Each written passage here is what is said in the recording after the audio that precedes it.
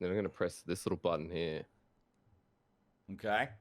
Yeah. Okay. All right. Now there's magic happening. Okay. Now we're good to go. All right. So the first thing is, I think what I've done with pictures is great, and I want to quickly hop on and say what you put a joint in my mouth. Yeah, all my co-commentators, whenever I have guests on the stream, got to be smoking a joint, because that way, whatever dumb shit we do, we can just blame it on that. Yeah, it's perfect. That's fair enough. That's fair enough. Let me even move me so everyone could see on the side, could see what's happening here in my little window. Dude, I have a joint in my mouth. That's all right, man. Yeah. That's sick.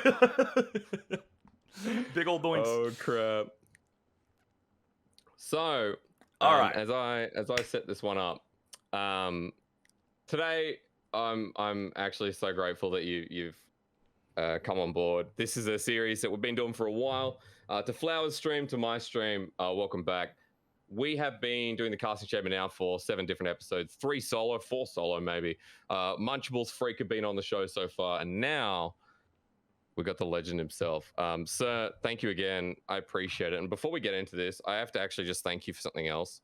Okay. I ran a charity stream, as you know, the other day, and you gave me the huge, like an absolutely massive raid that I am very grateful for. And a huge donation at that. So thank you again for like donating to such a good cause for Movember. Of course, man. And for making that so successful too. Like you gave your heart out, and I really, really appreciate it. So thank you again. Hell yeah, brother. Hell yeah. That's what it's all about. It means so much. All right. So yeah. So what is on the agenda for today? So just in general, for people who don't know what this show normally is, can you explain to my viewers just quick 2-sentence premise on what we're doing here? Yeah, so at the moment, what we're looking for is like to provide the community with more content for like casters specifically, right? For growing casters, for grassroots casters that we have in the industry, there's no way for them to kind of source like how they grow, how they develop. This is a good way for a resource to be created, and a lot of like a better piece of content that's going to help them grow and develop from grassroots to semi-professional. Like you're a great example of how you've gone through the phase of starting out. You were solo casting, you were doing an English broadcast where none existed, developing all the way to going to LCS, then to World Finals, which is some of the questions I'm going to ask you about here today.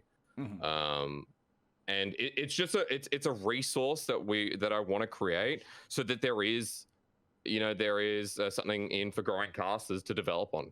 I don't think there's much in the industry right now in terms of esports casting, or even more specifically League of Legends casting, that's available, right? Like there's I really don't not. know if there's not. No. Right. There's a couple of videos. There's a shoutcasting 101 that came from the OCE team back in the day when Atlas was there, when Spawn was there more consistently. I remember them doing a little bit of that, yeah. Yeah. So there's nothing really available. So it's going to be like a bit of a podcast, but also I want to kind of get the nitty gritty out of CaptainFlowers, because you have a lot of experience. You started way back, like what, 2016 when you started doing your solo LMS casts? Was that 2016, 2015? It was 2015 was when I first ever did a cast, but I wasn't really doing... Most people know me more from the 2016 stuff, because that's the year that I started doing the bootleg casts of LMS, of Demacia Cup, of open qualifiers for challenger circuits and stuff like that. That's the year where I had the viral Reddit clip that got me noticed by Riot in the first place. So although I did start in 2015, a lot of that stuff was just very much recording myself casting solo queue and watching it back, just me.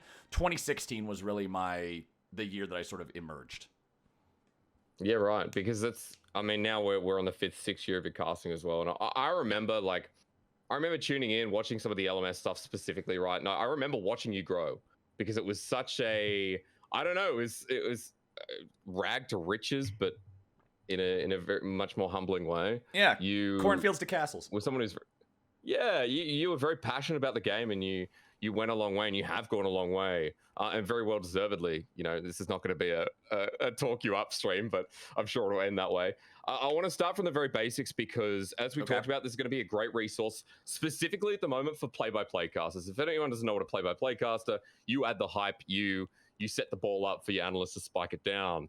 Yep. I want you to help me define like your role as a play-by-play, like how you would describe it to either someone starting out or someone trying to learn what the role is. So one of the ways that I always heard it described that I like because it's nice and simple is if you're looking at a play-by-play caster and a color caster, think of somebody drawing a picture. The play-by-play's job is to draw the lines, show you the shape of the thing, and present to you, hey, we're drawing a picture of a dog. Here's the dog. The color caster's job is to splash the color in there. It's the color caster's job to make the thing really come to life, make it have a little bit more meaning, give it that detail, right? For a play-by-play, your job is to be an entertainer. Your job is to make sure everybody knows what's going on screen and provide supplementary details and keep the conversation moving forward in a way that's both informative and exciting and sets your co-caster up for success. Because I think that's like the easiest definition, considering that setting your color caster up for success on that point is something that a lot of play-by-play struggle to do, right? Like it's something that people forget, but it is also a very basic thing. Wouldn't you agree? Yeah. I mean, it's one of those things where you're working together with somebody. Everybody succeeds together. There's one of the big things that you got to be able to do is make sure the other guy looks good, because the better he looks, the better you look, the better the whole product looks itself. You got to make sure you're constantly looking for every opportunity you can find to not only make sure that you stand out and make sure you look good because of your own actions, but have those actions enabling the other person too. Yeah, I think a team environment is something important that a lot of like junior casters as well kind of forget. Everyone's in it for themselves, but pulling each other up is a standard part of the process as well. So really well said. When you go further than that as well, like as a play-by-play, do you feel like the roles developed over the years from what we've seen when, let's say, League of Legends was starting out, when we had a lot of people in the industry, like the old classics when, you know, Quick Shot Freak were really the only casters. We had Joe Miller and D-Man, looking outside the role, but we had some very old names. Do you feel like it's developed? Do you feel like that definition has changed from when maybe like now you're in the spotlight and there's other casters coming in as well? I mean, the whole thing has evolved drastically, right? Go back and watch the Season 1 championship, and the gameplay is going to look like Platinum 3 solo queue, and the casting is going to be Platinum 3 solo queue. Like, and I'm not saying this to flame the guys from back then, but just casting has evolved so much. We've determined what sounds good, what makes it better, like what we should be talking about as opposed to back then. Just in the same way that the game is not on the same level anymore, the casting wasn't the same back then either. Like, we didn't have as much of an idea on how we wanted things to work. It was much more wild. So yeah, I definitely think things have evolved since what they used to be. I think that one of the things that I had to get used to when I first became well known in the scene is when I remember when I first arrived to LA, one of the things that the people at Riot asked me, they were like, hey, so what do you want to do with your, like, what kind of a brand are you going for? I had literally never heard of the concept of a brand. I come from Cornfield World. I had no idea what they were talking about. I thought it was a joke about the champion. Literally. I had no idea what the fuck they were talking about. And I accidentally stumbled in to having a strong, solid brand just by being myself and being the Chad Big Chin American har har I like Skarner guy. And one of the things that I think is really important, especially for young up-and-coming casters that are trying to figure out, like, you know, what does the play-by-play landscape look like? How do I fit into this? Yada, yada, yada. Is remember, you're not only looking to try to fit into what already exists. Like, obviously, there's going to be examples of what you should do, what you shouldn't do, how to make it more entertaining, engaging, and whatever. But always be thinking about how you can innovate and how you can make it better, too. Because that's one of the things that I never wanted to do was just be Freak 2 or Quick Shot 2 or Doa 2, right? I didn't want to be anybody else's like Kmart brand sequel, because then the best thing I could ever be is the second best, and I had no interest in being the second best. That's right. And falling into a shadow of someone else, you're not yourself, right? Like you immediately talked about how you fell into your own brand, which was you were, you know, the way I see you from an Australian perspective, at least, like middle American, the genuine down-to-earth person that's just passionate about the game. They just like the game, and they're here to do what they like, right? Mm-hmm. Yeah, you gotta be honest about what you are, and you always got to be thinking about just again, not only how you fit into things, but how you can change things to make them more exciting, to make them more engaging, to make them more fun, right? Yeah. And that goes, there's some deeper philosophy stuff behind that we can go into later, where I differ from some other people pretty drastically. But yeah, anyway. Sorry, my brain's still all fucking helter-skelter. I was hanging out with some of the guys from LPL are visiting here in LA this week. So last night we were all hanging out and just playing video games and stuff. Oh, so no. I stayed up till... sabotaged the show. I stayed up till 6 o'clock in the morning just hanging out with everybody. So my brain's still a little scatterbrained. You're just going to have to... I'm finding my footing here as we go. Hey, don't worry. I mean, at the moment, like, my webcam's playing up and, you know, things are going on. So it's not the smoothest morning for me either. But... You know, knowing Rob and Joe, if you went out drinking with them, goddamn, like that's, I don't know, man, that's dangerous, especially with Rob. He's Irish. That's the biggest risk. Yeah, Lyrics in the chat. He was here, the half mad sage of the mountain. Yeah. You'll have to ask him about that story next time you talk to him. Okay, I definitely will. Hey, so I love it. That's a really, really good definition, and expanding it out as well. We can talk about your brand a little bit later and like how it fits in. Yeah, because again, I think it is really unique, and it is a really good indicator of kind of how to be yourself, if that makes sense. I want to continue on with the role a little bit as well, and looking specifically at you and how you prepare for a cast, because knowing your role and is different from, say, a color caster. Give me a rundown of how you would prepare for your everyday broadcast, or like what you would do as a play-by-play to kind of get ready. Okay, so I'm going to start this by saying, depending on what kind of a game this is, this process is day and night different. Like, for me at least. I know some people have sort of like a formulaic approach that they take to everything, but for me, absolutely not. Like, the difference between me doing a game during Worlds groups versus doing a game week 7, just some random game between two teams, it doesn't really affect the standings too much, wildly different. So, which one would you like me to address first? What type? Like, do you like regular season, like low stakes? Give me the worst type. The one that does low. Give me the low stakes first. Okay, so the low stakes one, like let's say we're casting, I don't know, 7th place team versus 9th place team, random middle of the week game in Spring Split, right? Like the stakes aren't super high. The big thing that I'm making sure that I do in these games is give people a reason to watch these games, because if we're being honest, a lot of people aren't going to naturally tune in for them.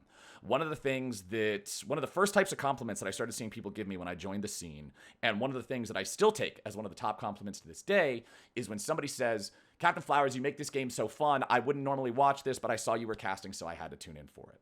So the thing that I'm looking for here when I'm casting these like lower stakes games, generally like there's not a huge amount of impact here, no matter who wins or who loses, it's not really going to change the ebb and flow of the league or anything like that. What I want to do is make sure it's fun. I want to look into, if it's the first time the teams have played that split, we're just sort of going to, I'm going to talk to my co-commentator and just be like, okay, which one of these matchups do you think is the most fun? Which one of these is going to be the most exciting? I'll go to social media. I'll look at if anybody's talking some shit, like Fudge talking shit at the beginning of last year. That was great. I need more people talking shit. Yeah. The less impactful and the less important the game itself is or feels, the more important it is to be able to find stuff outside of what's directly in front of you on Summoner's Rift. So that's one of the things that I'll always be looking into. If it's not the first time they've played already that split or that year or that tournament or whatever, I'll look into the last time they played and see if we can get anything really spicy. I actually think that's one of my favorite things to do, especially with games that aren't super high stakes, is if you've got the teams that have played against each other recently, go back, look where something was crazy. Not just like what won the game or what changed stuff, but just individual cool moments. Like if there's a time where this mid laner solo killed this other mid laner, I want to look at that and I want to be like, okay, last time, level 7, this dude walked back into lane and just headshot the guy. So I really want to look into that and see how that plays out, see if the other dude's more ready for it. So in general, for lower stakes games, it's all just about making sure you have some fun facts, have some out of game stuff to talk about. And then I look at every game on a scale of 1 to 10, with 1 being my bronze stream and 10 being the world finals. And I think if you're doing a game that doesn't have a lot of stakes to it, and it's just more of like a, just average regular season game, you are doing a disservice to the viewers and to the audience by taking it too seriously. And I'm not saying that you should go out there and like just joke around and act like a jackass, but I am saying that you have to be able to have fun with it. You have to be able to be malleable. It's one of the reasons why one of the things that people loved about Monty and Doa casts is when Monty and Doa would have some like old school Korean scaling 45-minute resident sleeper game with 6 kills, they had the ability to just banter and have conversation during it and not pointlessly talk about things where nothing was happening. You need to be able to have a conversation. You need to be able to be ready for those things. And so one of the things that I will always do coming into every single game, this is one of the things that is uniform, is I will tell my co-commentator, be like, hey, I'm going to go into this one. I'm expecting my seriousness to probably be around a 4 or a 5, right? And that's where, so just so they have an idea on sort of where I'm going to be, how I'm going to be approaching things, especially with one of the things that the LCS has been trusting me with recently is I'm one of the people that they'll often put on with newer commentators, at least to the LCS, right? Because Mark Z had done a lot of Academy casts, but he had never cast LCS before this past year. Raz had done a lot of casting with LPL and just other stuff in general, but not LCS. And then Raz became an LCS caster this year. And both of them, they put them with me because I'm really good at enabling people. I'm really good at making sure that like they're set up to succeed. And so one of the first things that I would do before every game is I'd be like, okay, we're going into this one. It's CLG versus Golden Guardians. I'm at like a 3 for this one. So we're going to have fun, praise when stuff is going well. Let's not try to shit on them when they do bad stuff because neither one of the two teams is looking really good right now. And just sort of making sure that you're on the same vibe, for lack of a better word, for lack of a less memey word, as your co-commentator is huge for those types of games. Like that's one of my biggest things is I think that for those types of games, like your average regular season game, you're following the league. You're a regular caster for the league. You're going to know what the stakes are. You're going to know how good the teams are. And if it's not a game that promises a lot of action, if it's not a marquee type of matchup, then you also need to make sure you're just ready to keep it generally entertaining, to keep it conversational, to have a nice back and forth. Don't be afraid to banter a little bit, sprinkle some personality in there, and make it fun to watch for the people who would not normally tune into that match. Because I think there's a very fine line between injecting personality and making the cast about you, right? Like, because if there's one way with all being too serious and not making it fun, not trying to make it enjoyable for the audience, you can also go all the way over, which I'm definitely guilty of in the LPL. Like a Rogue Warriors, OMG before this year, versing up 16th versus 17th because we have too many freaking teams in the LPL. I'm just going to say that. There's 17 teams. I don't think there should be. And there's been times, where it's just been like pure laughing because it's just ridiculous gameplay. It's like, well, I think that's too far. I think it's doing a little disservice there too. So I like how you talk about injecting personality. I think that newer casters can be scared to, be themselves on cast. They see it as that's how you cast. This is how I need to cast. And when you're thinking so much about the fundamentals, a lot of the time you forget to sit back and relax and go, well, actually, I am an entertainer at my core. That's what my job is. Yeah. You need to have a bit of both, right? Yeah. I 100% think you do. Like entertainment, it's one of the things too, and this is one of those philosophy points that I was thinking about a little bit, is there's so many different things that go into a cast, right? You want to be an entertainer. You want to be informative. Like for color casters, you're an analyst. You want to be able to predict and break down and all these things. And at the end of the day, everybody is going to have a different priority list for what they think are the most important parts of being a commentator. And one of the things that defines me and my brand and my style is, for me, entertainment is always number one by a mile. Nothing else comes close. I want to make the most entertaining product. And so that's why when I look on the internet and I see, a thread about casters or whatever, somebody would be like, oh yeah, I really like CaptainFlowers. He makes the games fun. And then some guy will be like, yeah, I like CaptainFlowers has good energy and everything, but he doesn't bring game knowledge. He doesn't bring insight. I'm totally fine reading that because this guy is essentially saying, yeah, you know that dump stat? Yeah, you don't have many points in that dump stat. I'm like, you're fucking right. Of course I don't. This is literally not what I'm trying to do. I'm never going to make an Excel sheet about patch notes like LS or Freak does. Yeah. And I'm not saying that's bad content. I'm saying that that's really good for them. But it's very important to know what you are, know what you bring to the table, and be confident in that. Yeah, no, I completely agree. Like, knowing who you are, a big thing, knowing what you bring to the table even further. Before we go into brand, I want to continue on the practical questions and more about how you warm yourself up. That was a really nice touch on theory and how... Actually, we didn't talk about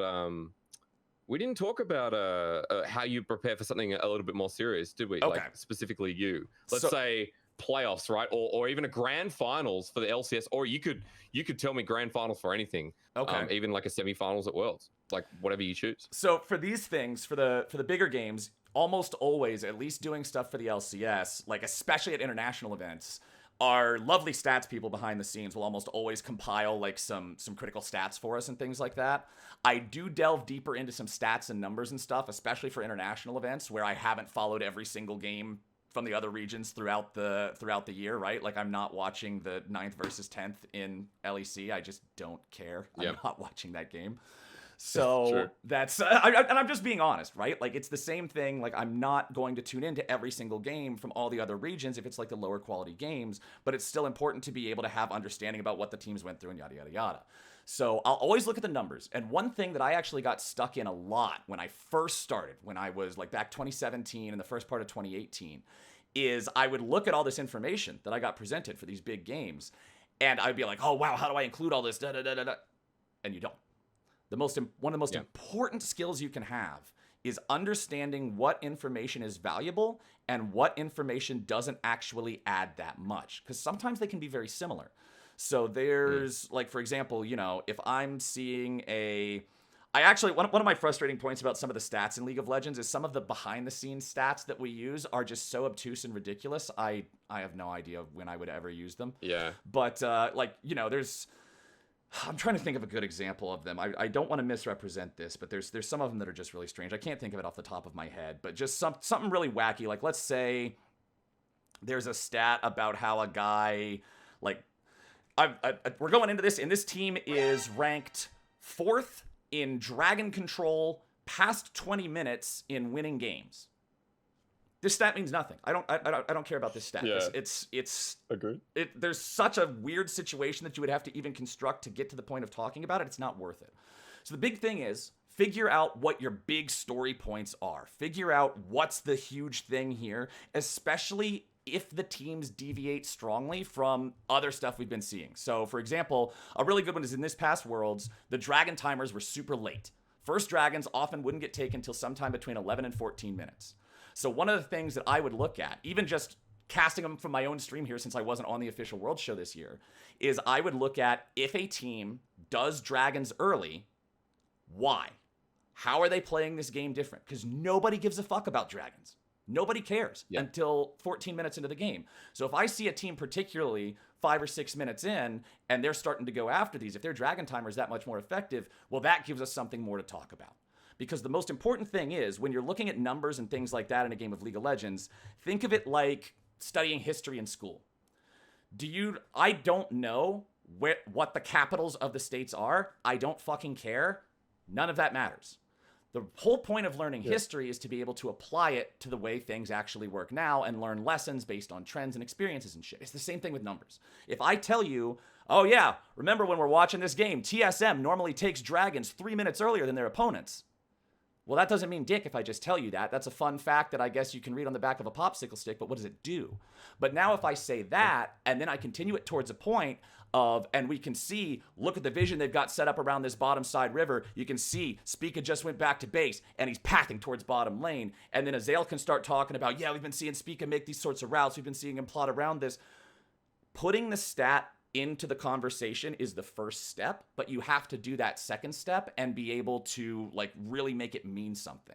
And so that's what I do in my prep is I look for stuff that means something besides just rattling off a stat during downtime, right? I want to have something that leads to a larger conversation. Doesn't it? Yeah. You want to be able to use tell those. That story. You need to be able to use them as part of a greater conversation and not just as a fun fact to fill time. So whenever I'm doing my prep, especially for these bigger games, I like to look at things that have some sort of bigger meaning beyond just, oh, here's their stat. Oh, they're second at this. Oh, they're fourth at this. What does it mean, particularly in comparison to the team they're up against? One thing that I never get too super bogged down in is, fuck, I'm trying to think of the right way to say it. My brain is so fucking fried. That's okay. Yeah, no, it's good. It's good. What you can't do is just get too locked up in, again, overstatting stuff.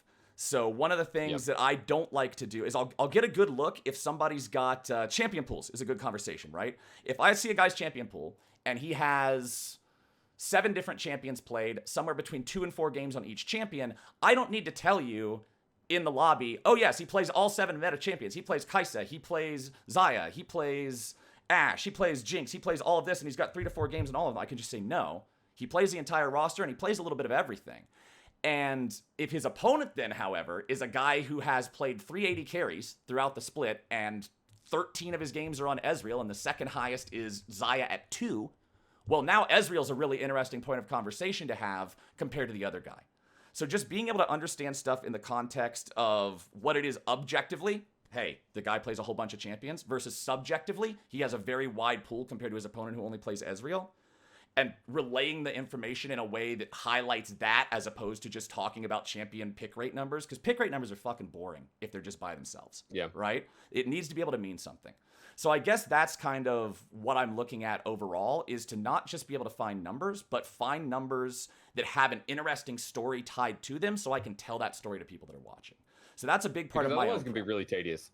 It can be really tedious to the audience too, I think is an important part of that. Like, yeah, the it makes it less rattling off information from a sheet. Yeah, it does. It's not entertaining at all. Like, it's boring, and anyone can read from a sheet, but how can they tie it in with the story? How can they build narratives?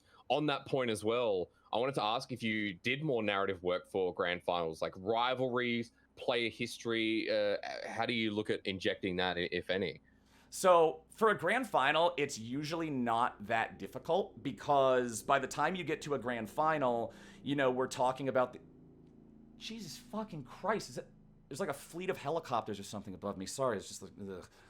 All right. It's all right. I don't think I can hear it. So, yeah, but as you're going through, by the time you get to a grand final, we've followed these teams up through the entire rest of the tournament so far, or whatever, or the league, or wherever we're at, whatever the format might be. We've already been seeing a lot of them.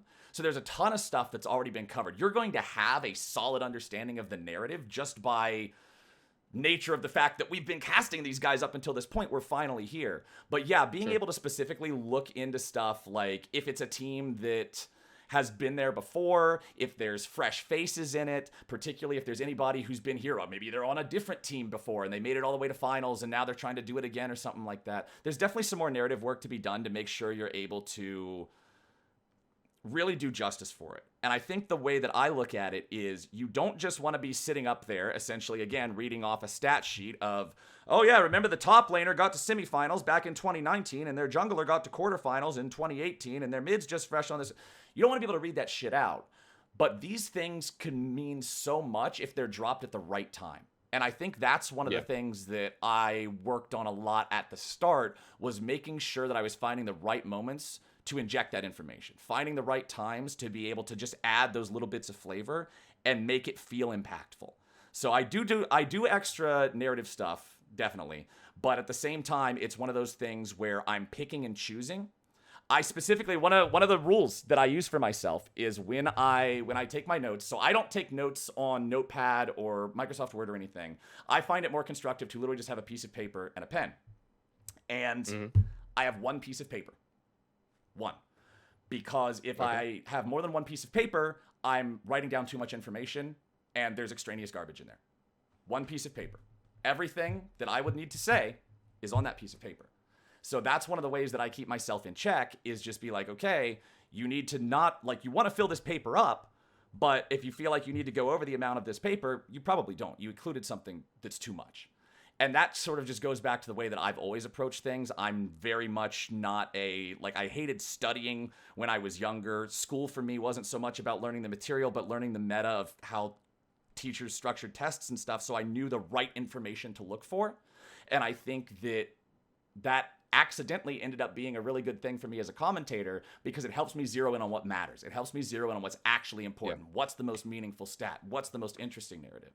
So that's one thing that I would challenge somebody. Like, if people who are if you're an amateur commentator out there right now and you feel like you're having to do 17 hours of prep before every match and you just have 10 pages of notes and you're like, oh man, it's so much. One piece of paper. One piece of paper. Because I guarantee you don't need all 17 pages of that bullshit. That's true. So that's it's a thought exercise, right? Yeah. No, I mean, I agree. Like, and a lot of the time, Past couple of years, I've been simplifying how I take notes as well. And a lot of the time I'll be like running over things, and running into a broadcast, I'll have a book to write down what the color cast is saying instead, because it's more important, because the legwork, as you're talking about, especially getting up to the finals, things like narrative, what a team is going to do, because you've seen these trends so many times leading up to this moment. So yeah, no, I can get behind that. Staying on how you set up for a broadcast, this is my web. Oh my lord. Well, back to the armpit photo. Let's go to your practical stuff, because I know with your voice, people always talk about it. It's okay. How do we do this without talking you up? It's very good, and it's got a lot of power. I think you're one of the few people as a play-by-play in the industry that can hit a strong 10. And this, again, not to shit on anyone else, but you hit a very strong 10 without breaking, screeching, squealing, sounding like you're hurting your voice. Someone said you have big dong voice energy in your chat, and that's probably the right word. So how do you get in the right state of big dog voice energy? And how do you warm up to either hit those moments, or at least warm up for a broadcast, is where we can start if you want. So one thing that I will say is, I know some people in the industry, a lot of people in the industry, have like set vocal warm-ups, and they have these like tongue twisters and stuff like that they do. I know Kobe has that. I know that like back when Frost was casting, when I would do international events with her, she had like a whole warm-up routine that she would do. I don't come from having that sort of knowledge or setup or anything like that, so I don't have any of those things. If you're out there right now and you're an amateur commentator and you think that you have to have a 10-minute warm-up thing that you do before every cast, you don't. It's not necessary. But it is one of those things that sort of varies from person to person. The thing that I do before every cast to see if I have my enunciation on point and see if my speed is up to par is I do Rap God. I do Rap God, and I see if I can do it I see if I can hit the right speed, and I can do it in one breath. And if I trip up over it a little bit, I know that I should probably take the first game of the day a little bit more slowly. Like if I was going to cast the game at a 6, dial it back, cast it at a 5, and let myself get warmed up. But if I can rattle off Rap God, then I'm already in a good enough spot. Normally, I would do it here for you guys, Twitch chat, as an example, but my brain's wires are so crisscross fried right now, there's no way I would be able to do it. I would just, I can barely think straight. So another time we'll do it, and I'll be able to put my money where my mouth is a little bit. But so that's what I do.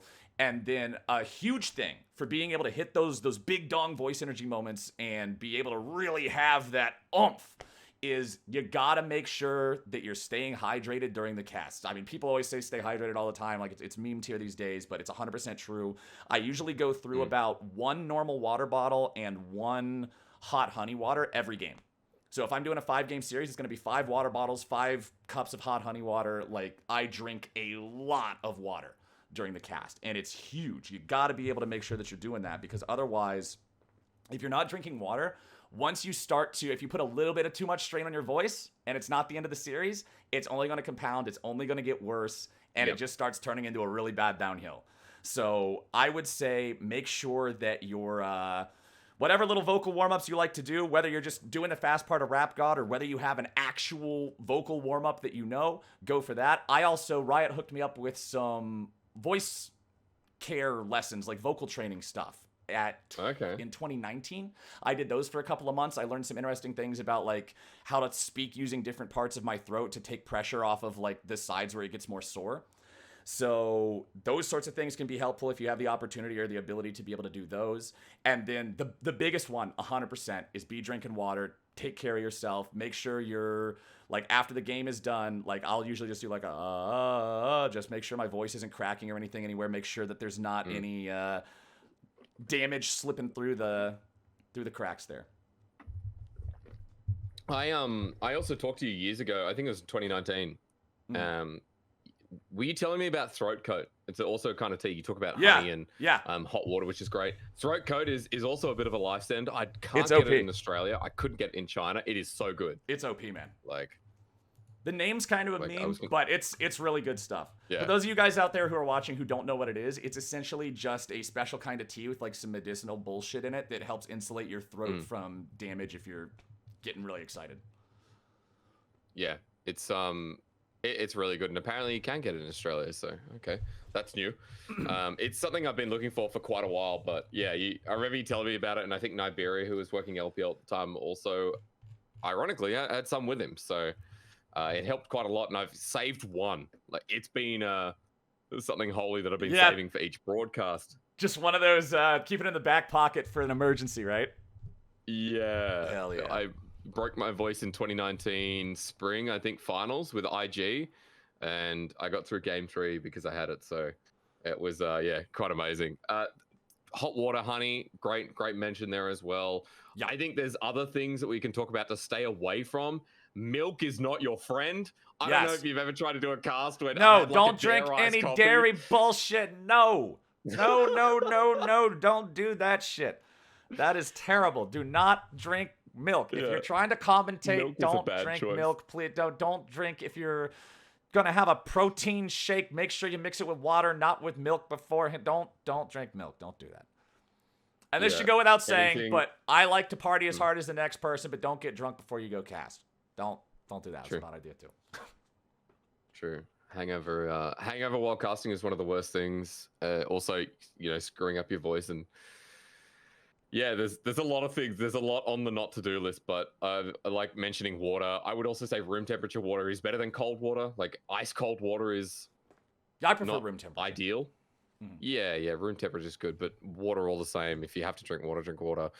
Easy to move on to how else you... 1 second, because a guy in the chat said, how is milk bad for you? What does it do? It causes like extra mucus and phlegm and shit to build up in your throat, and it makes like speaking more chunky. Yep. I have acid reflux, right? And I take medicine for it.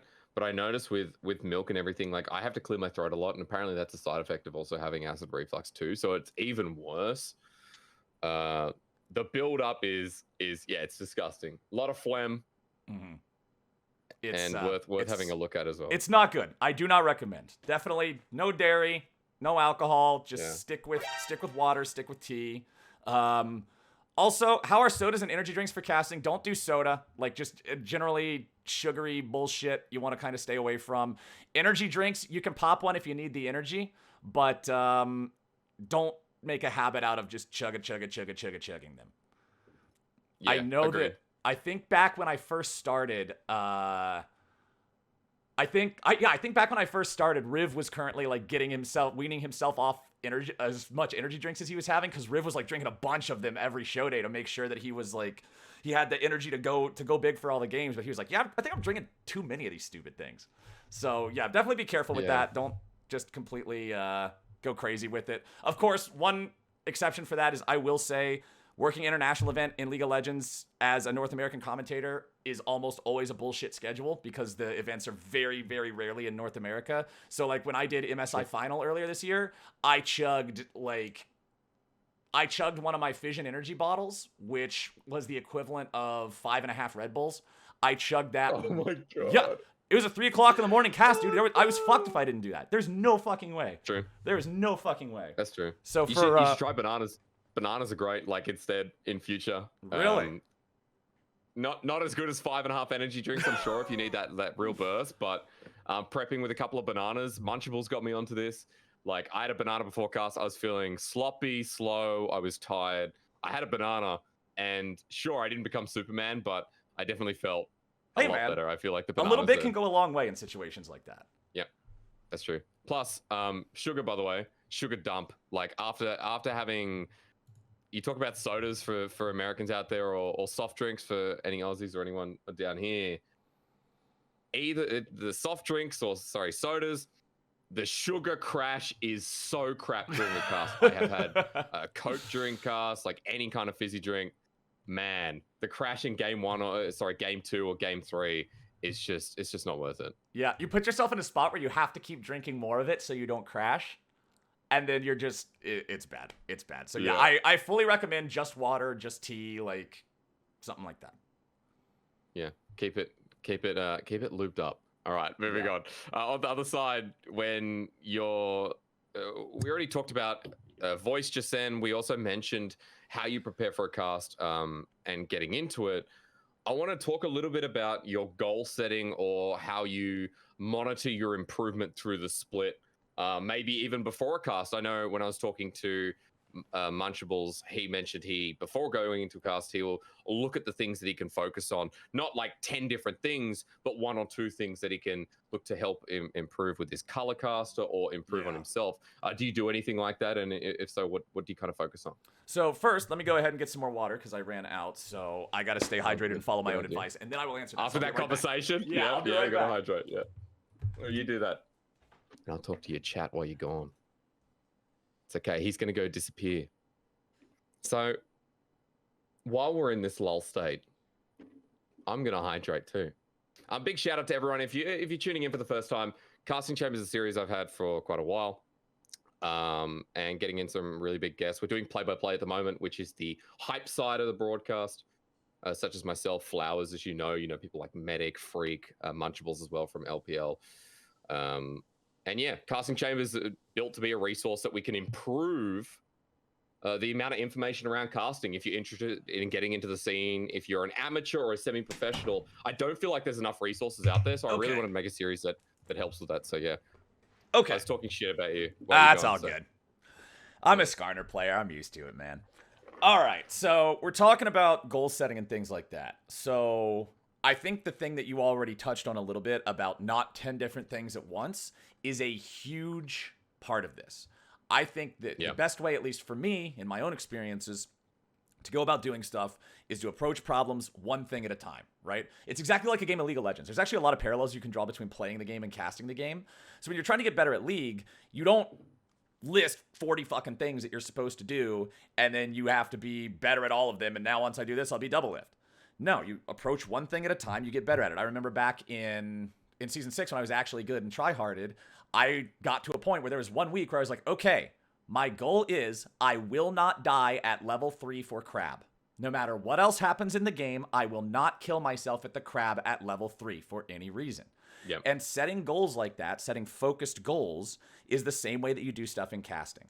So one of the most common examples is people talk about crutch words in casting, something that you end up saying all the time. Like, I remember there was one where Reddit was giving Azale some shit for a while, and he even got a kick out of this, where he would start a lot of his sentences when you handed the conversation over to him. He would say, certainly, to agree with you, and then he would make his point.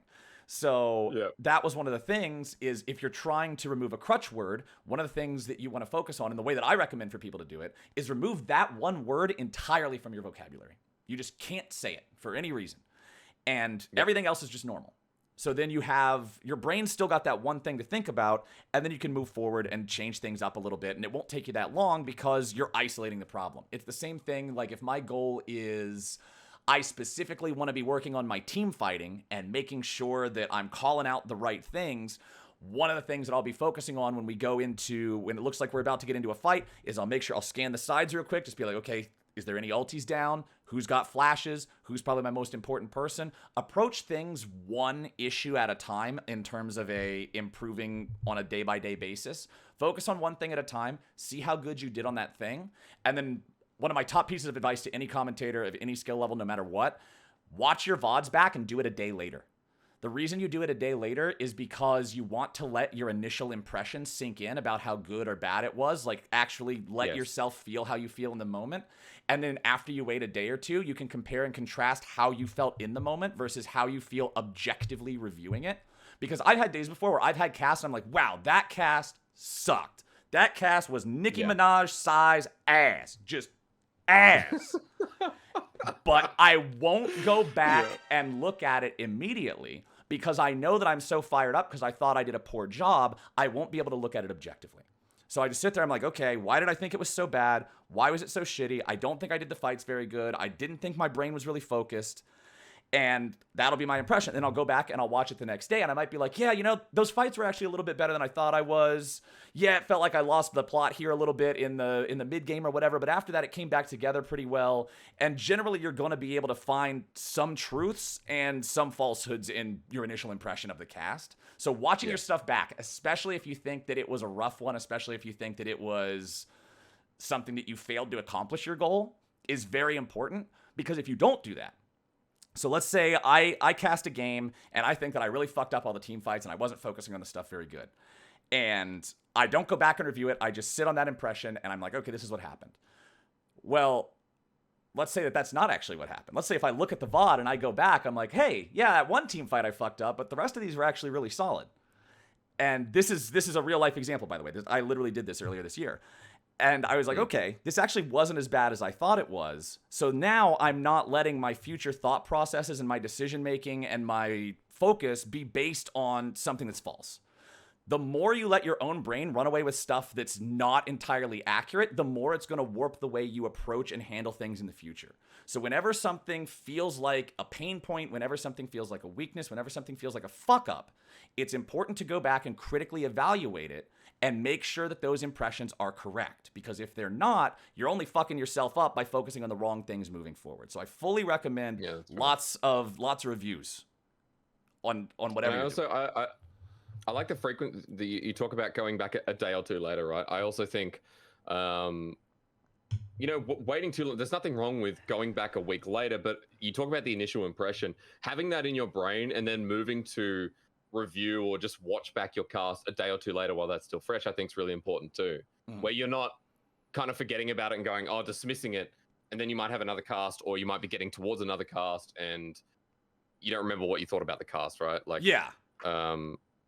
I think there's a time period that's important where I used to do something pretty full on where I would do a cast, I'd get home at 9-10 p.m. and I would go straight onto Twitch and I'd watch it back immediately, which is still, having that initial impression, but it's also full on with a sense like I was doing extra work in the same day rather than sitting on it and going, I'll do it tomorrow.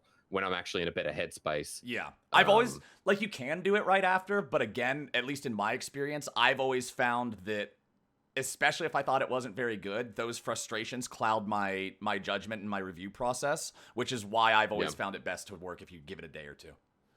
Yeah. Good advice. Really good advice for amateur cast as well. And to the point of saying that, please look at your own work, like at least, within a week of it. Or there's a lot of amateur casters I know or semi-professional who don't look back at their own work. They go, I don't like the sound of my own voice. I don't like how how I sounded. But it's like, I think you need to expose yourself to that. And you need to listen to yourself. If you're going to be a fucking commentator, you cannot say, I hate the sound of my own voice. If you're a commentator and you tell me that you hate the sound of your own voice, I immediately lose respect for you. Why would people like the sound of your voice if you don't like your own, Yeah. I'm like, even if you don't like the sound of your voice, let's say you can't stand the sound of your own voice.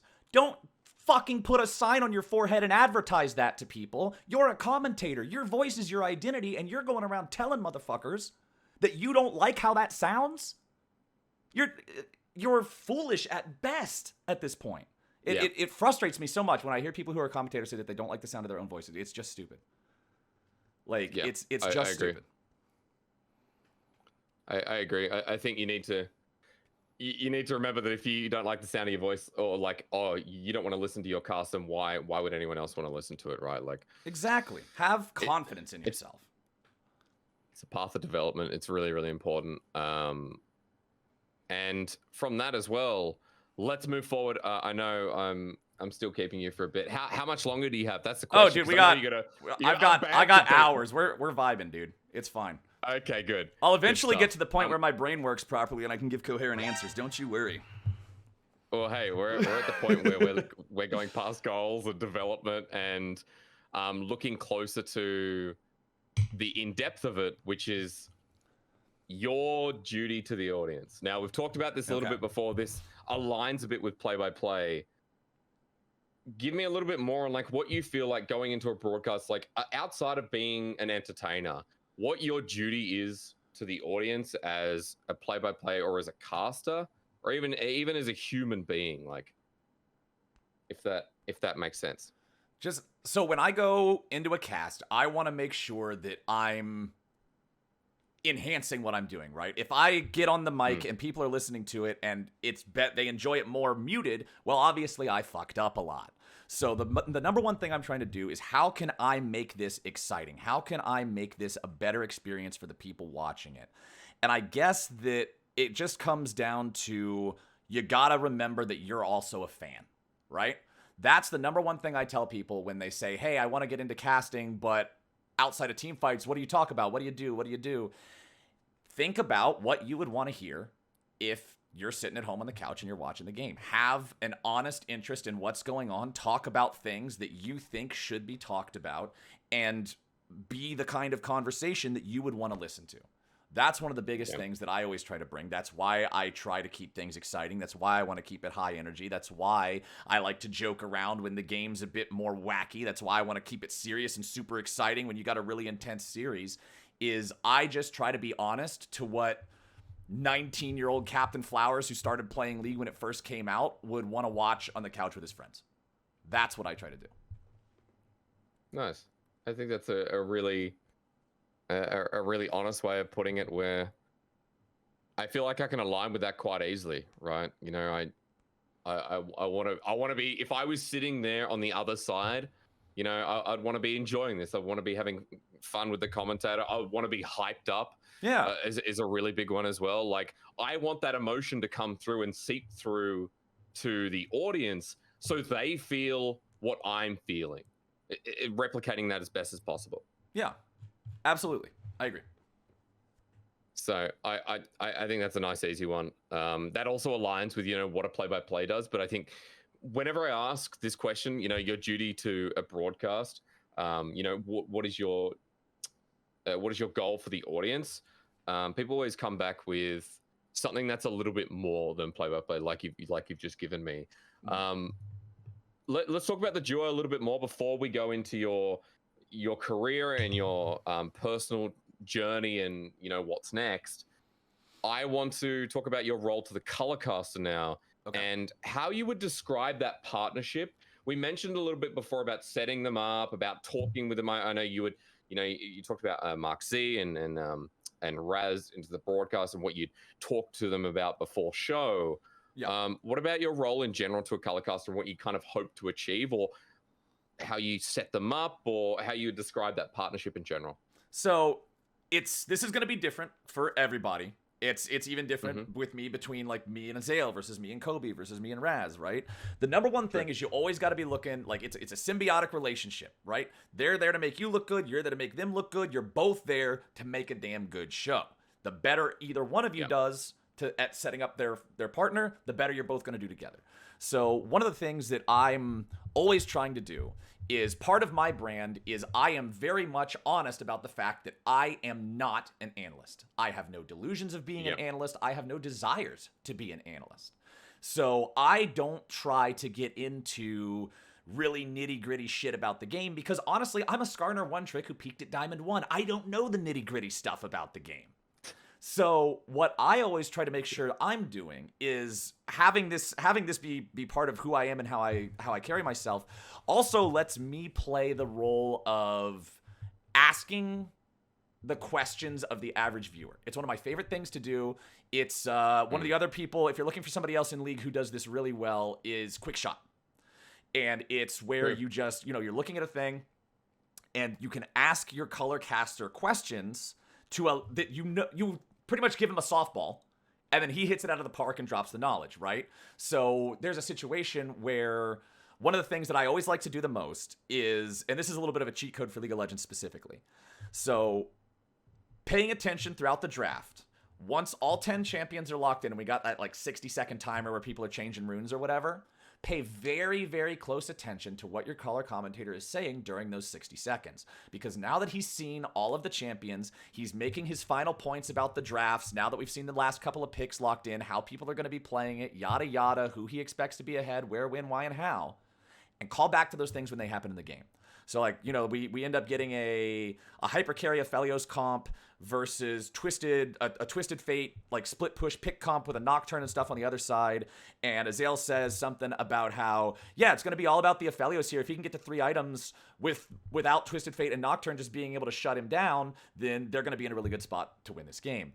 And so what I'll do is we'll look at if Aphelios starts off with a couple of deaths, we'll go back to that point. If Aphelios doesn't have a couple of deaths, we're going to go back to that point. Always be able to call back to the things that your color commentator has said, because one, you already know that they're in a good spot to talk about this. If they said it beforehand, it means they're ready to address the subject. Because one of the worst things you could do is ask a question that your color commentator like doesn't have a good answer for. Like, you never want to ask the guy a question that's just like, hey, what do you think they're thinking right now? Or what do you think the coach told him about this? Well, he doesn't fucking know.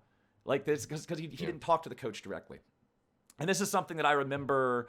Deficio actually talking about, because there was one time during Worlds, I think it was 2017, 2018, I don't remember which one, and we were talking about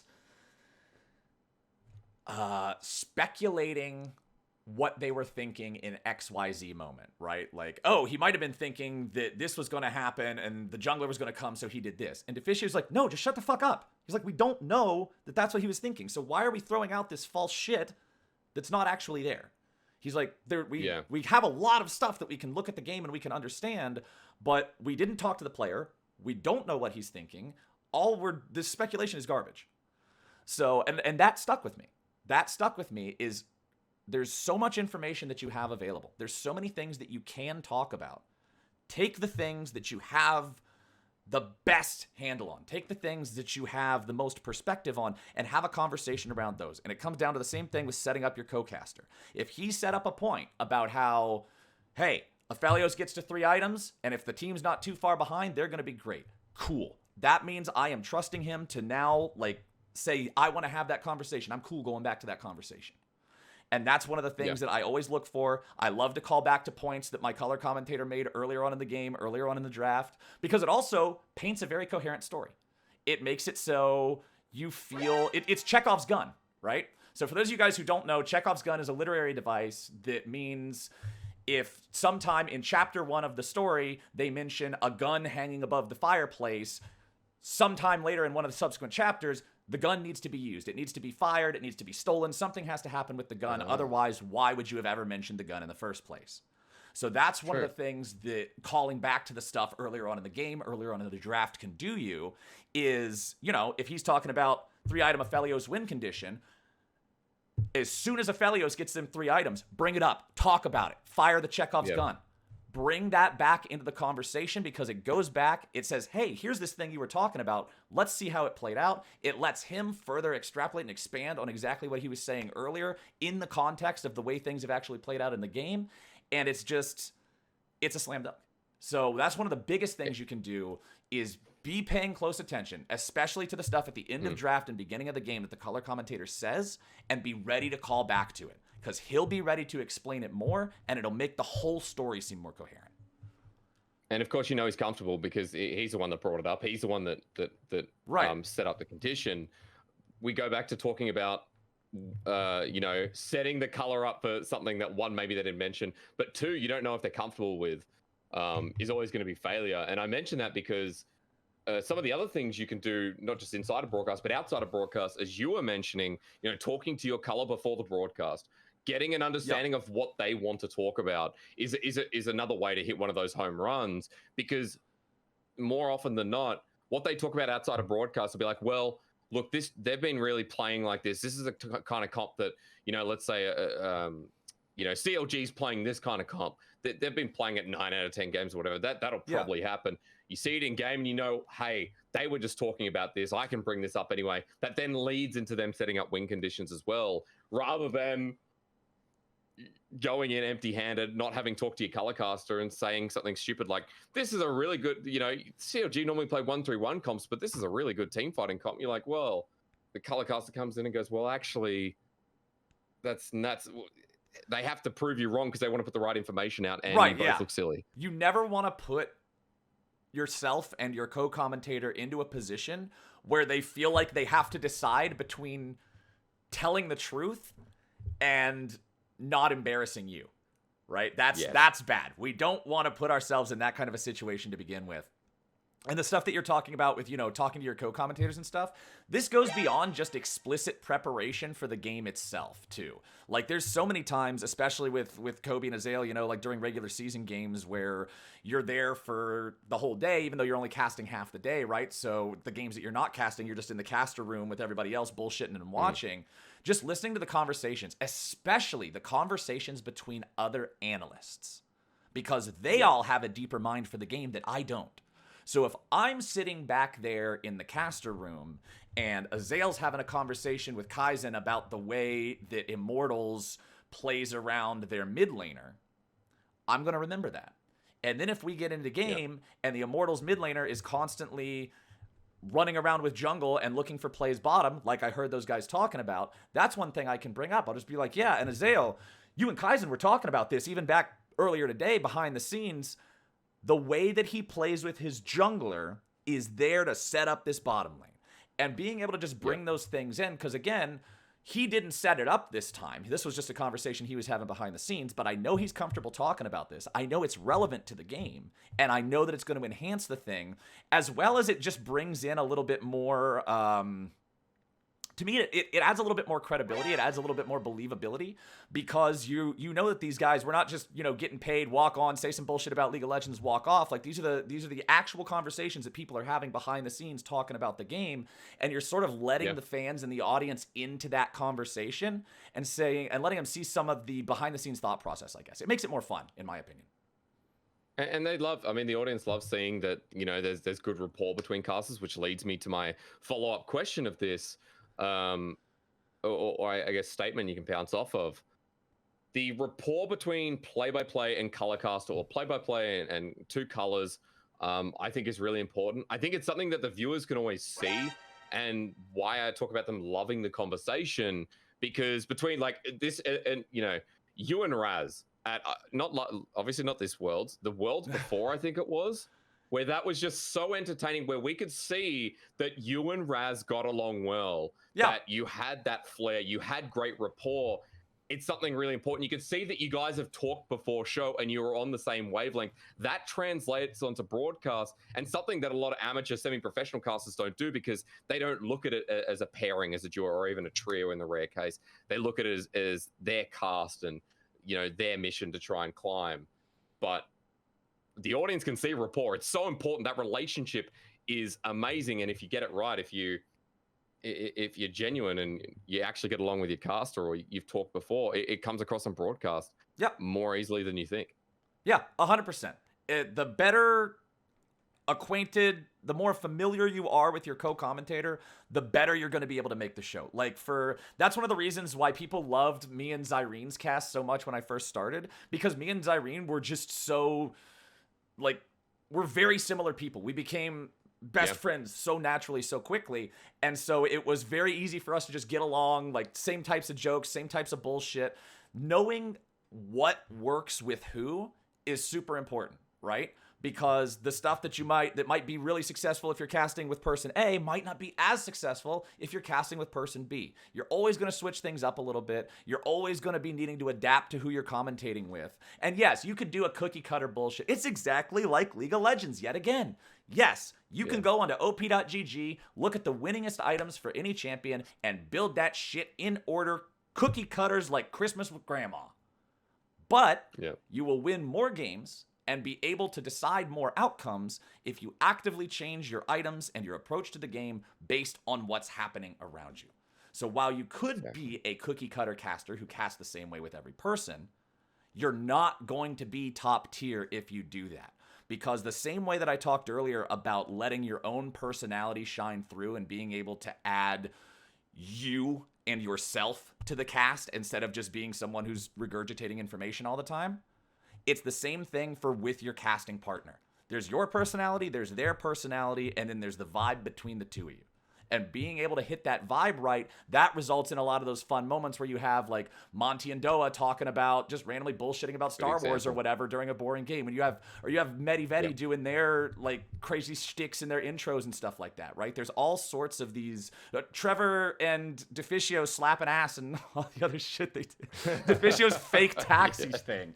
Like being able to just have fun with your co-commentator is super, super important.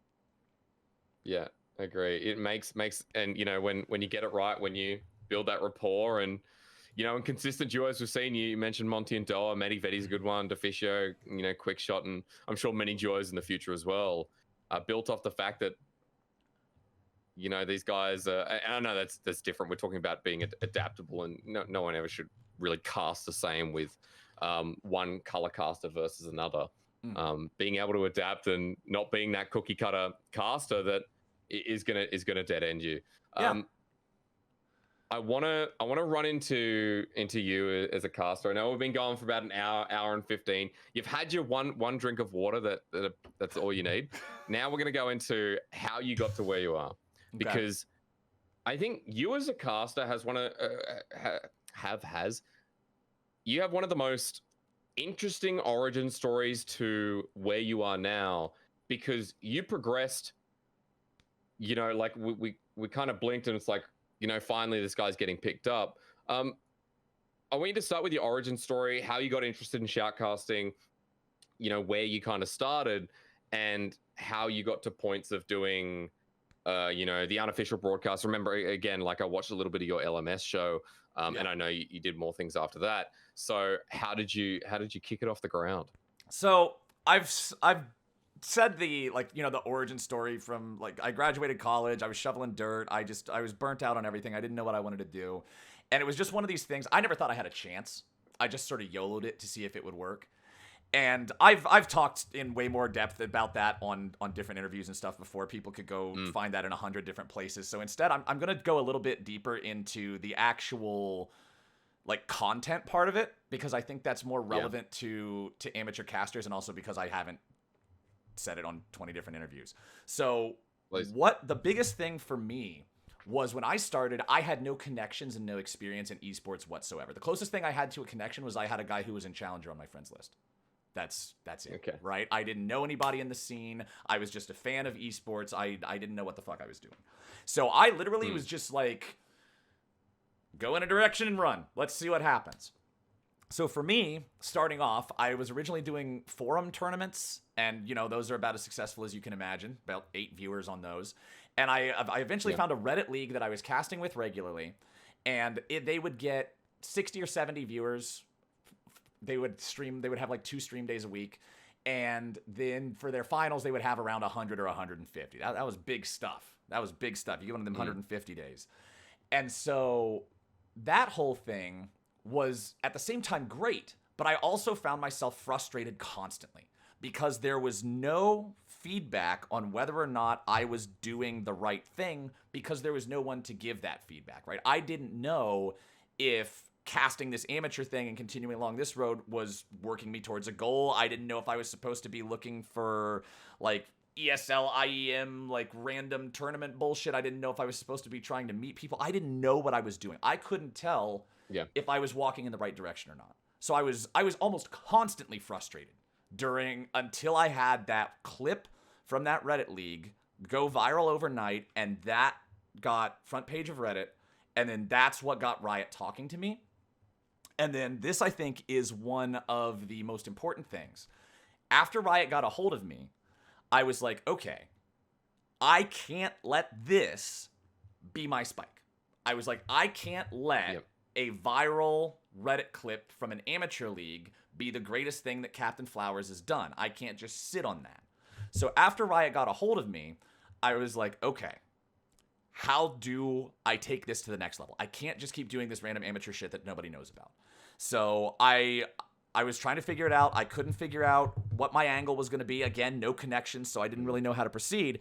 But then one night, I looked on the league Reddit, and I saw a thread from Big Fat LP. And he was talking about, hey, why is there no English stream for Demacia Cup? I want to watch Demacia Cup, but I would rather watch it with English commentary, and nobody does it. Yeah. And I said, that's it. That's my angle. I had never streamed myself before. I had no idea how to even do it. I downloaded OBS. I taught myself how to do the shit. And I fired up a janky stream. I made a post. I was like, my name's CaptainFlowers. I'm the guy from the front page the other day. I'm going to cast the Demacia Cup in English. Here's the link. I did not know if it was legal for me to do this. I did not know if I was going to get a cease and desist. I knew that I had about $200 and a pitchfork to my name, so if they sued me, who gives a fuck? Here's $200. Like, that's all I had. It was one of those things where I was like, I would rather ask forgiveness than permission for this, because to be quite honest, I wouldn't even know whose permission to ask in the first place. I was a nobody, right? So I just YOLO'd it. I just went in and casted Demacia Cup, and I remember I had 2,000 viewers peak for that, which was huge. I mean, this is a channel that had never streamed before, and I had 2,000 viewers for Demacia Cup, and even Freak and Zyrene and like people from Riot were in there watching it, and it was really cool. Like everybody was really into it, and I was like, okay, this is successful. So the thing that I want people to take away from this, I guess, is that just because you can't find an opportunity, like, you know, I couldn't find any IEMs or ESLs or any of that shit to do, doesn't mean that there are no opportunities. It just means you have to make one yourself. Nobody told me, CaptainFlowers, you should do an English cast of Demacia Cup. I told myself that. I saw Big Fat LP's post, and I said, that's what I'm doing. That's my angle. And then as soon as I saw that work, as soon as I saw that get 2,000 viewers, and as soon as I saw Rioters and LCS commentators showing up and watching that, I was like, this is the fucking sauce right here. So as soon as that succeeded, I started looking around. I found everything I could find that was on the periphery of professional, like major region League of Legends that didn't have an official English cast. And that's what led me to doing the LMS playoffs. Because again, they didn't have an English cast. So I just jumped in, took over, did it. It was great. After that, I would go on to do the open qualifiers for Challenger Series, because this was back before we had franchising, so everything was still like, you know, promotion, relegation, so we had the Challenger circuits and stuff. I casted the Challenger stuff from North America and Europe. Anything that did not have an English cast, I was English casting it. And I would find out later that there were people who were amateur commentators at the time that didn't fucking like me. They hated me because CaptainFlowers takes all the content. Well, they can get fucked because I did all of it. They weren't doing it. I didn't take anything from anybody else. I merely jumped on opportunities. So that's one of the things that you have to be ready to do, is always go for opportunities and be willing to just YOLO it a little bit, right? If there's not an opportunity already there, make one yourself. Don't be afraid to jump in. If it fails, what's the worst that could happen? Well, you're right back where you started. So what? It's one of those things. Right, and getting... Oh, sorry, go for it. You go. Oh, I was just going to say, it's you're getting experience on the way, and you're making these opportunities. But I think another big part of that as well is every time you're getting another opportunity, you're obviously developing on the way. Where I think I heard you one point. I'm not sure if I watched the Demacia Cup or not, but I remember hearing LMS and be like, man, this guy's like, you know, he's getting really good. He's doing so well. And the amateur casters didn't like you because you were developing, because you were putting in the legwork. And there's some people out there I know who just expect it to come to them. They're a caster, so they should be getting work. But you were a caster and you were making work. You've got to be able to stand out. Yeah, you've got to stand out. You got to do it. One of the things that I specifically remember once I got to Riot, talking to some of the guys on the LCS team, like behind the scenes, who worked there, one of the things they told me is they were like, yeah, the thing that really stood out to us the most about you is just the fact that you grinded everything. It's not just the fact that you were good, it's the fact that you were everywhere. Anytime we looked at anything that we didn't have an official show for, you had a show for it. And it was a shitty MS Paint show from Cornfield Internet, but God bless it, I did it. We had those for everything. You did. And that it's one of those things where I look back and if I didn't jump in on that, if I didn't jump in on Demacia Cup and LMS and open qualifiers, I don't know if I would have got to where I am now still. I don't know if the Reddit thread would have been enough to keep them interested in me, but I know that I wouldn't have been able to have the same degree of confidence in myself that I do. Because by doing those things, by creating my own opportunities, by being my own catalyst for success, I never had to deal with any sort of idea that I didn't deserve where I was. I knew I did. Yeah. Because nobody else was doing what I did. Puts you as one of the hardest workers in the industry. And it's nice because as I said at the start of this little segment, where you got to where you are now is through hard work. You know, everyone could see you grinding as well, and it's not about them seeing you, but more so that people could follow your journey, because then you made the leap to LCS. So what year was the leap to LCS? Was it 2017, 2018? Yeah, so I started no concept of 2017. time. So I was Okay. 2016. It was April of 2016 that the Reddit clip went viral, and then the entire rest of 2016 was interviews with Riot. And then I signed the contract in December of 2016, and I flew out with 3 suitcases to LA in January of 2017 to start LCS. So it's been, so 2017, 18, 19, 20. This has been, I've now done 5 full years as a professional commentator. Wow. Got all that time ago, and still with the LCS. I want to talk a bit about your hurdles, your challenges, because you went from essentially, working for yourself, filling in the gaps in where there's no English broadcast and doing that hard grind, to then getting into the LCS, which is I guess a different type of grind, right? You had set broadcasts. You're on a professional broadcast now.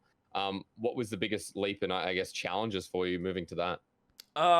Well, I will say one thing. So I was always a person. I was never, like, when I was a kid, I was a dork. I got picked on when I was a little kid and stuff like that. I was never confident in my own appearance. So one of the things that I really had to get used to is just, like, being on camera in front of people. It was one of those things that did not come super naturally to me. I've always enjoyed being an entertainer, but I've always felt very self-conscious about my own appearance, my looks, things like that. So just being able to, and I think that's one of the things where it helped me a lot to have the confidence that I had in my skills. I was like, I don't care if people think that I've got a gigantic chin or I could bite through a boat or whatever. I was like, I'm so good at what I fucking do, I could look back like the Hunchback of Notre Dame, and they'll say, hey, that guy's a good commentator. So one of the things for me that was actually really one of my only, I was super excited when I first started the LCS, but one of the things that really got inside my head was like, I hope I don't get like that same kind of bullying, I guess, that I experienced when I was a little kid. I hated that. It makes my skin crawl thinking about it. So I was actually very self-conscious about that kind of stuff. That was one of the big adjustments for me, becoming somebody who's now, you're not just hearing me, but you're seeing me all the time. That was a personal thing that I had to work through a lot mentally. I mean, people ask me why I don't have Instagram. I just don't take pictures of anything. I've had the same profile picture on Twitter for like 4 years or something. I just don't take pictures. So that's one of the things that I had to get used to, is just like being like visible. I guess that was very different for me. Also working in, like, you have a whole bunch of different schedules and meetings and stuff like that. I've never been a meeting person. I will tell you right now, buddy, I fucking hate meetings. I can't stand them. I think every meeting should be an email, and I'm going to leave half of them unread.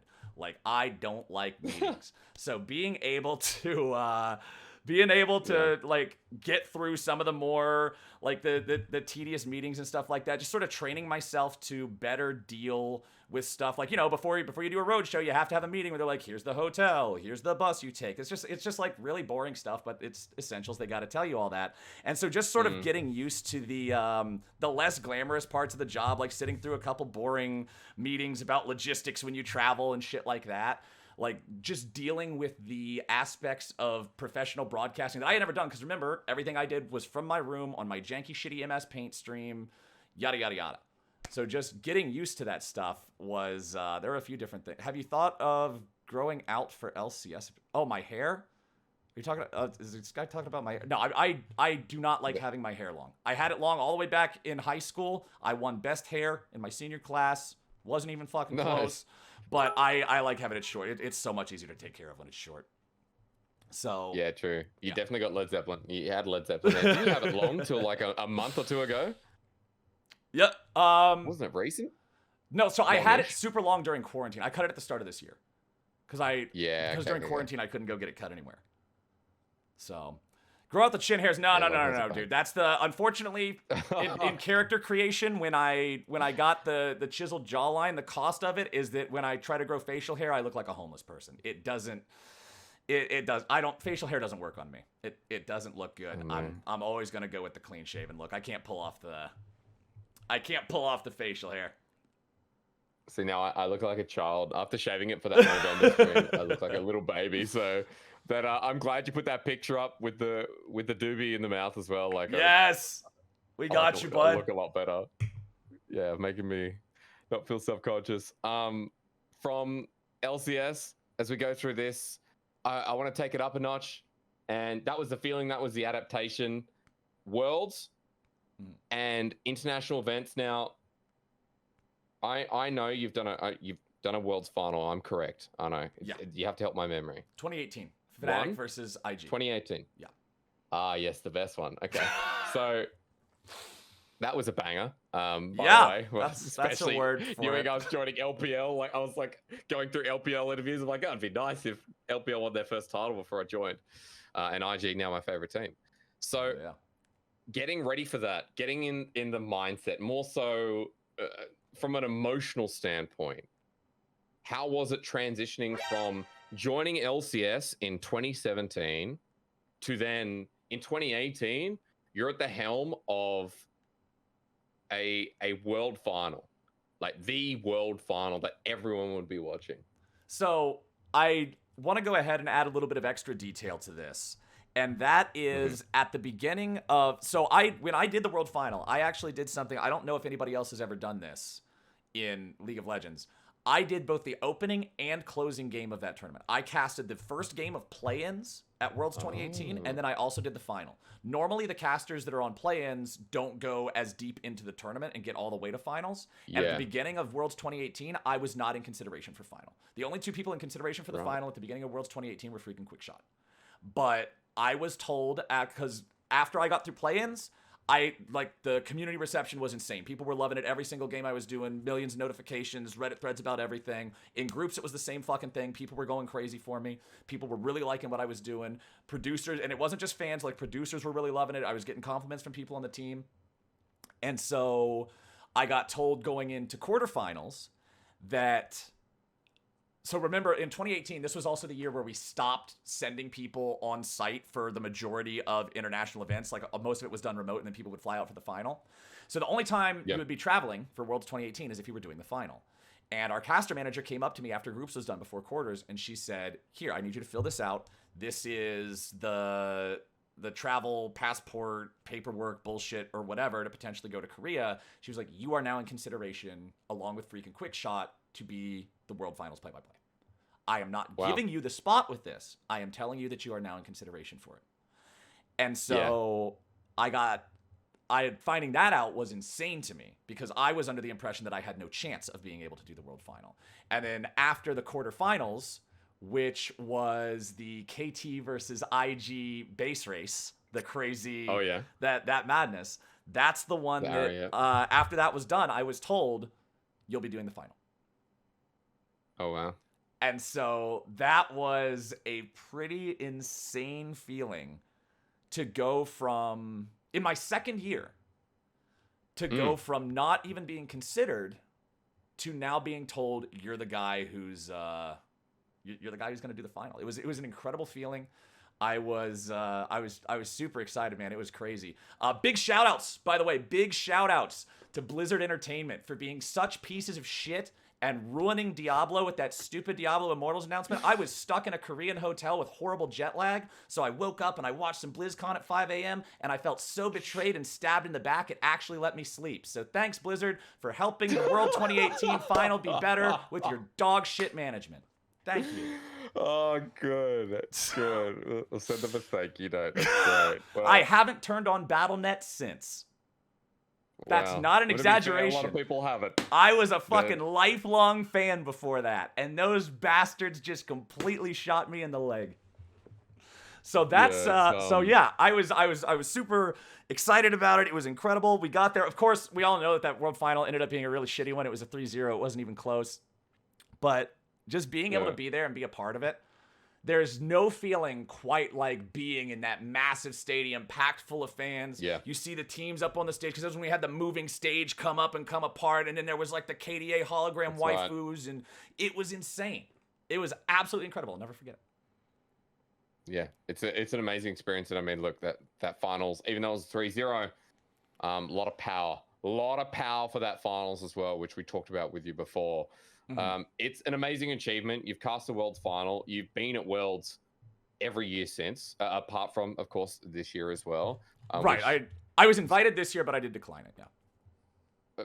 Very understandable. You know, we literally had a stream talking about mental health the other day and keeping yourself intact. And I think it's something really admirable as well, considering that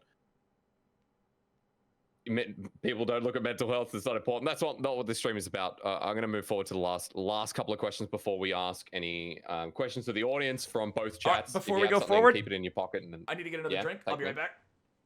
Okay, do that. I'll go shit talk you again. So while he's getting a drink, this is like the plug. This is like, hey, who are we sponsored by? We're sponsored by Blizzard. No, we're actually not. Please, please don't. We're not. Yeah, to Flowers chat, to my chat as well. We are. I look. I'm not gonna. You know what? Fucking come and get me. Come and get me. You know what? Come and get me. I don't care. You'll be right. All right, fuck it. We're drinking seltzers now. Okay, so what's our next question? Okay. All right. Kind of last but not least. I kind of just told Blizzard to come and get me, but that's okay. Second of all, I wanted to ask you about your future, where you see yourself. I'm not asking for a hard plan, like what are you doing every year after this one? Right. But where you kind of see yourself in the future and where you see your casting or your career progression, and then to top it off, where you see like League of Legends going, if you even have a projection along that line anyway. So for League of Legends overall, I mean, I don't see League of Legends stopping anytime soon. I mean, we saw the insane turnout from like Chinese fans when EDG won this year and everything. I think that League of Legends is in a bit of a recession right now in North America, particularly. It seems to still be going very strong everywhere else, but just NA's nature to be less like centered on PC gaming, more about consoles, definitely much more into shooters as a genre than MOBAs and stuff in general. I think League of Legends it feels like it's slowed down a little bit in North America, but it's still globally. I don't see League of Legends going anywhere forever. Like, League is kind of in that category where there's no such thing. I literally do not believe there is any such thing as a League killer. The only thing that could kill League of Legends is League of Legends. I don't ever see another game coming along that's going to just be like, oh, yep, took all the wind out of League of Legends sales. League is done. No, dude. League is huge. It's massive. We've seen what's happened with Arcane. We've seen what's happened with all this crazy shit. Like, League is here to stay for sure. But for my stuff in particular, like, this upcoming year, I have one very concrete goal. I want the World Final. It's here in North America. It is the first time I will have ever done a North American Worlds, because the last time Worlds was in North America was 2016, the year right before I joined. I want this year's final. That is my concrete goal for this year, is I want that World Final. And after that, I'm not quite sure. That is one of the challenges, one of the things that I've had to really struggle with a lot ever since doing the World Final in 2018 is when I first joined, when I first started casting, my goal was to get to the LCS, right? Then after I got to the LCS, my goal was I want to do the World Final. I want to have that best in slot spot. And I got it at the end of 2018. And I think 2019 was probably my weakest professional year. And one of the main reasons for that is I was constantly struggling. I was like, well, where's the goal now? What is my concrete goal? And it's one of those things that I've had to like struggle with and try to figure out for myself. Earlier this year, I got to complete my Infinity Gauntlet by doing MSI Final, because that was the last thing that I had just randomly not done before. So I've done World Finals, I've done MSI Finals, Spring Finals, Summer Finals. Anything that exists in League, I've done it now. But I really want this North American final, just because to me, it's really special that it's here in North America. It's like hometown crowds. It's like, it's my region. I really want the World Final this year. So that's my big goal. And then in general, one of the things, one of the things that I think happens to a lot of commentators when they have been in the game for a while, they've done most of the big events, they're at the top, you get to the point where you're like, okay, there's no new mountains to climb, right? Yeah. And what happens with a lot of people is you go one of two directions.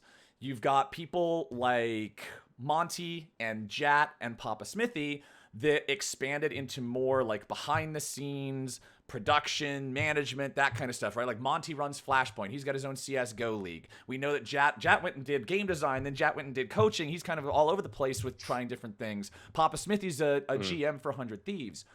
For me, I have no desire to be a people manager whatsoever. That sounds like pulling my teeth out with an old pair of pliers. I do not want to manage people ever. I enjoy content creation. I love content creation. Doing this shit, hanging out here, streaming, making my own sort of stuff for people, doing the stuff like I've done collab projects, like the music video thing that I did with Ovally and Team Liquid. I love that kind of stuff.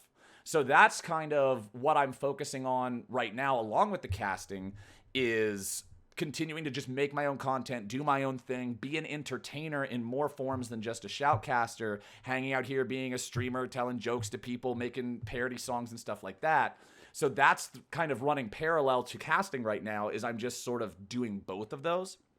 And I think that's what happens to a lot of casters, is you either get more involved on the production and behind the scenes side of things as you progress as a caster, or you get more involved in just wanting to do more different kinds of content creation shit, right? Like if you look at like Cadrill's a good example of somebody who has done really good at doing his own content, right? Like Cadrill is always streaming. He's kind of like moving into a very similar vein of what LS does, right? He's got a lot of people that he knows in the pro scene. He's a high level player himself. He's always having conversations. He's always plugged into all the talk and all the rumors and all the good stuff.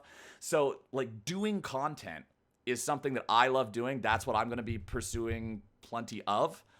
And I don't really have I really want this upcoming North American final, because once I do that, I feel like I've kind of checked every box as a I don't actually think there's any more uncharted territory after that. Unless you want to do the world song. I mean, maybe put it on the top of your list. You sing the world song. Forget Imagine Dragons, dude. Maybe you're in Arcane. Maybe you're in their RPG coming up, at the fighting game. I don't know. But yeah, I can understand where you're coming from when you talk about ticking all the boxes. You've done so much. You've now been in LCS. You've been in the world scene for quite a while.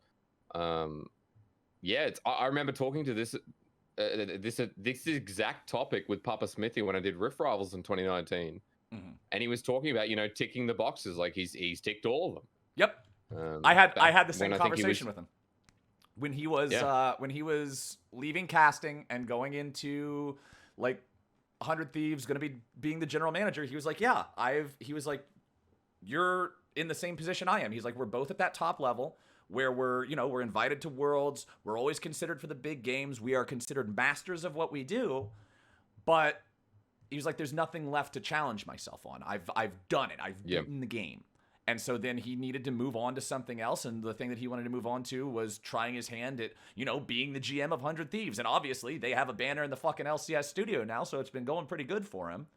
But that's what I think it comes down to, is eventually you reach a point where you have to expand into something more. And most people will end up going either towards content creation or towards more like broadcast production stuff. Because I know like Dracos in LEC, Dracos does so much behind the scenes shit, dude. Like he writes so many of their skits. He's involved heavily in production. Like he is very, very hands-on with so much stuff. It's the same thing like back when Jat was a commentator. Jat was involved in tons of meetings, tons of conversations with people in higher ups, like talking about formats and changes and stuff like that. He was really into that kind of stuff. So yeah, people just have different angles and different approaches that they take to expanding what they do beyond just commentating itself. Yeah, it's something that since you're talking about is I feel like we're at very different avenues at the moment in that regard. Oh, fucking webcam, god damn. We're very different avenues, but I can definitely understand your feelings. And I really hope that this year for you is a world's final year. It would be an awesome way seeing it return to North America and you at the helm of it as well, considering that you are the representative of the LCS. And the way I say that, again, not to shit on anyone else, but when you look at the LCS, the brand right now is aligned with you. Like, you are the homegrown American talent that leads the LCS. That's not me blowing smoke up your ass. It's the truth of, I think, how not just me but a lot of people see the broadcast and the league. And from an entertaining perspective, you're definitely at the helm. So, and that's great. That means I'm doing my job right. If people specifically are loving what I'm bringing to the table, that means that all that shit I was talking about earlier, about putting in personality, about trying to make it the show that I would want to watch as a fan 10 years ago as a college kid, that means I'm doing it right. And that's awesome. Yeah. Your branding's on point. We talked about it a little bit earlier. Your branding is on point. As we finish up here, Flowers, huge thank you, by the way. I want to just put it out there to anyone who has any questions, whether they're amateur casters or not, or just curious. Oh, yeah, we got plenty of time. If you guys got any questions, I'm happy to talk. Yeah, throw it forward, because a lot of the time, I think, I've had amateur casters come to me saying, well, there's not many resources out there. This is a great time for you to get a question in, like Requipstar asking how you can connect those in League of Legends esports scene with Riot or an org if you're looking to work in a scene. So what he or she's asking is, how can you get connected to people that work in a scene, like an artist or a content creator, because you're graduating in next May? So one thing I'll tell you, first and foremost, the most important thing to remember is there is not a set path. Esports is still very much Wild West. You can talk to 15 different people and you're going to get 15 different stories about how they got to where they are. So one of the big things is it's kind of hard to just, walk up and say, hello, yes, I enjoy games and I would like a job. Here is my skill set. It doesn't really work a lot like that. But one thing that I would recommend is, if you're trying to work with teams, if you're trying to work with Riot, especially so Riot's a little bit more difficult because getting into Riot is really fucking hard, man. Like, Riot, every single time Riot posts a job opening, there's going to be 10,000 applicants to it. So getting into Riot is just the best thing I can recommend for you. Bookmark their careers page and check it every week. Bookmark this careers page, check it every week, and be doing everything you fucking possibly can to have relevant experience. Riot does not want somebody who has a degree and no experience. They don't. They want people who are educated in what they do, who are proficient at what they do, but they want to be able to see how you've done that job in an actual environment. That's so important. So all the hands-on experience you can get if you're looking to get in at Riot is going to be huge. For working with teams, orgs, and stuff like that, it's not as difficult. One thing that I would highly recommend is any of the orgs or teams or whatever that you're wanting to work with, follow them on literally every social media that you have, with Twitter, join their Discords, shit like that. A lot of times you can meet people and network just by those sorts of things. Teams post stuff all the time when they're looking for, oh yeah, we're looking for a new social media person, blah, blah, blah, blah, blah, or we're looking for a new artist for XYZ. Nothing is stupid if it works. So join the Discord. Fuck it. If you don't end up meeting anybody or finding any opportunities there, it's not like it costs you anything. You just click the button. So always just be thinking about, what's the best way to say this? Don't try to pigeonhole yourself into, I probably have to do it this way, or I have to have a professional meeting, or I have to go to a job interview. Opportunities are everywhere, and in esports, they can be super random. So just one of the most important things is to be actively trying to get as much experience as you can in whatever's actually pertinent to you. So the first thing I can tell you is, anybody out, I don't think this really fits Requipstar's question so much, but I do have to add it as a detail to the general topic. If you ever tell an org or a tournament or anybody that you just want to work in esports, you don't care what you do, if they're worth anything, they will immediately disregard your application. You just shot yourself in the foot.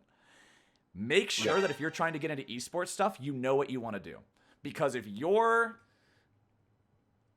Bob Smith and you just love esports and you want to get into esports and you'll do whatever, man, sure, you can be, I'll be an artist, I'll be a producer, I'll be an interviewer, whatever you want me to do.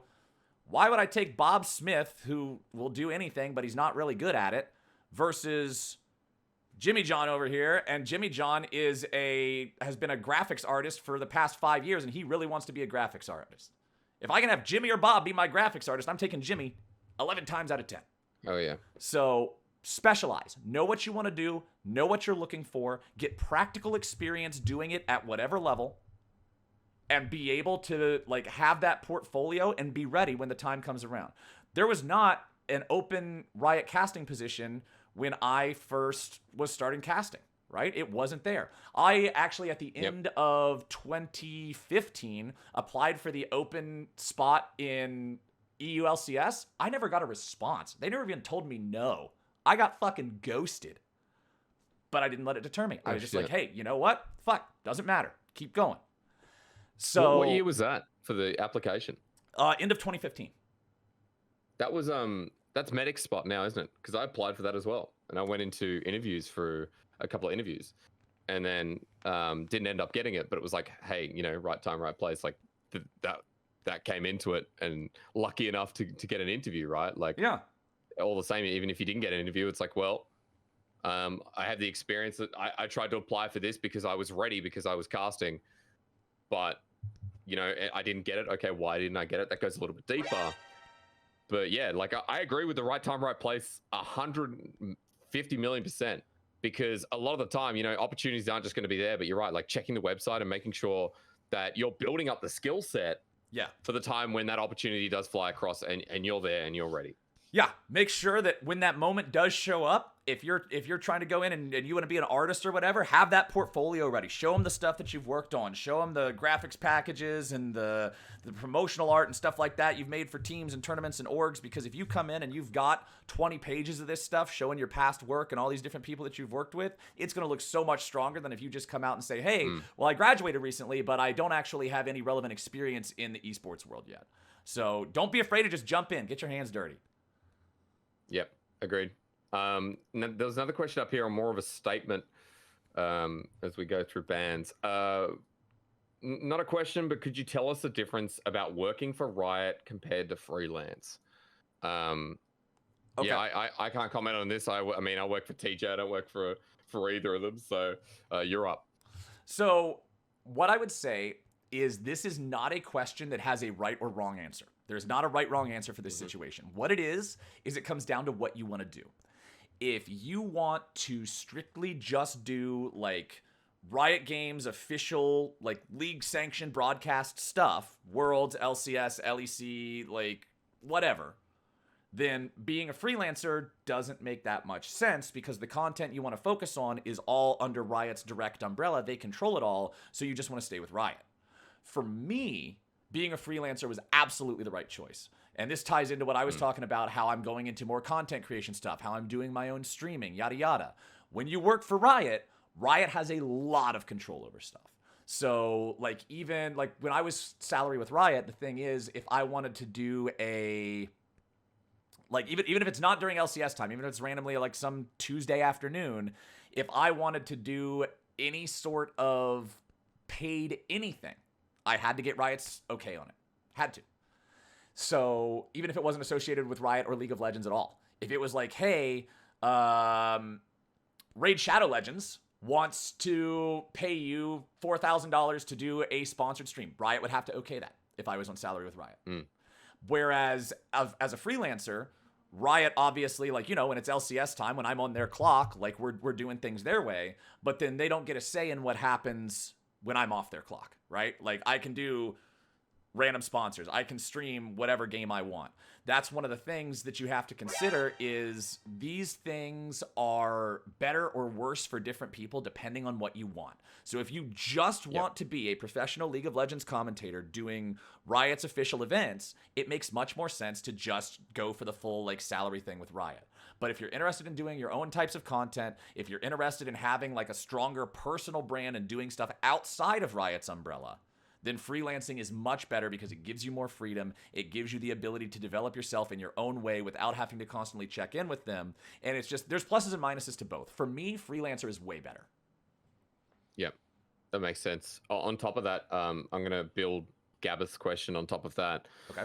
how can your work outside of Riot affect your relationship with them? Like, have you found any negative effect or positive? Obviously, you're not going to talk anything too personal, but Right. But like, well, I've actually Riot's been very like even when I was first switching over to freelance, like Riot was super cool about it. Again, me going freelance was not one of those things because one of the most frustrating things about it was when I was doing it, it was also when like some other people were going freelance, but it wasn't their choice. So I had a bunch of people be like, CaptainFlowers is Riot kicking you out. I'm like, no, dude, I literally just want to be a freelancer. So Riot has been very cooperative with me the entire time. They've only wanted to be like, hey, if this is what you really want to do, let's set this up so we're able to all be successful together and everything like that. So Riot's been very helpful overall with freelancing. There's never really been a thing where I've butted heads with them over anything.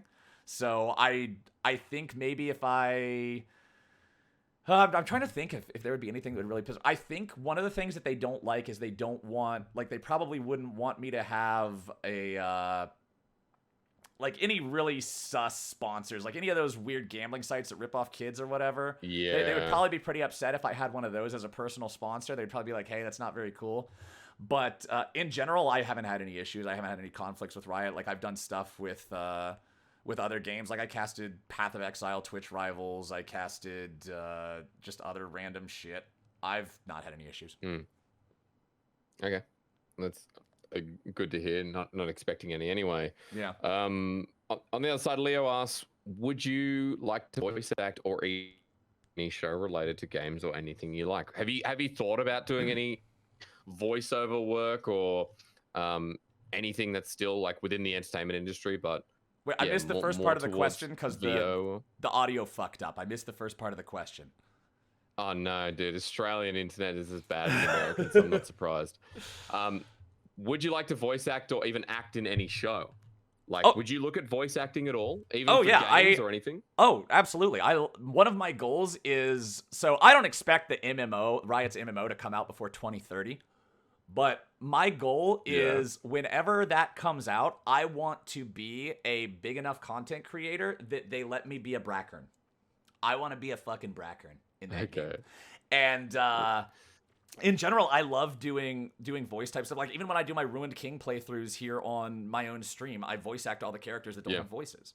Like, I love doing that kind of stuff. That's exactly the kind of content that I enjoy doing. I want to do a thing where I want to host a Dungeons and Dragons game as the dungeon master because I like playing all these different characters. It's super fun. So yeah, that's 100% something that I'm looking into. Something that I think could be a lot of fun and would fit my skill set really well.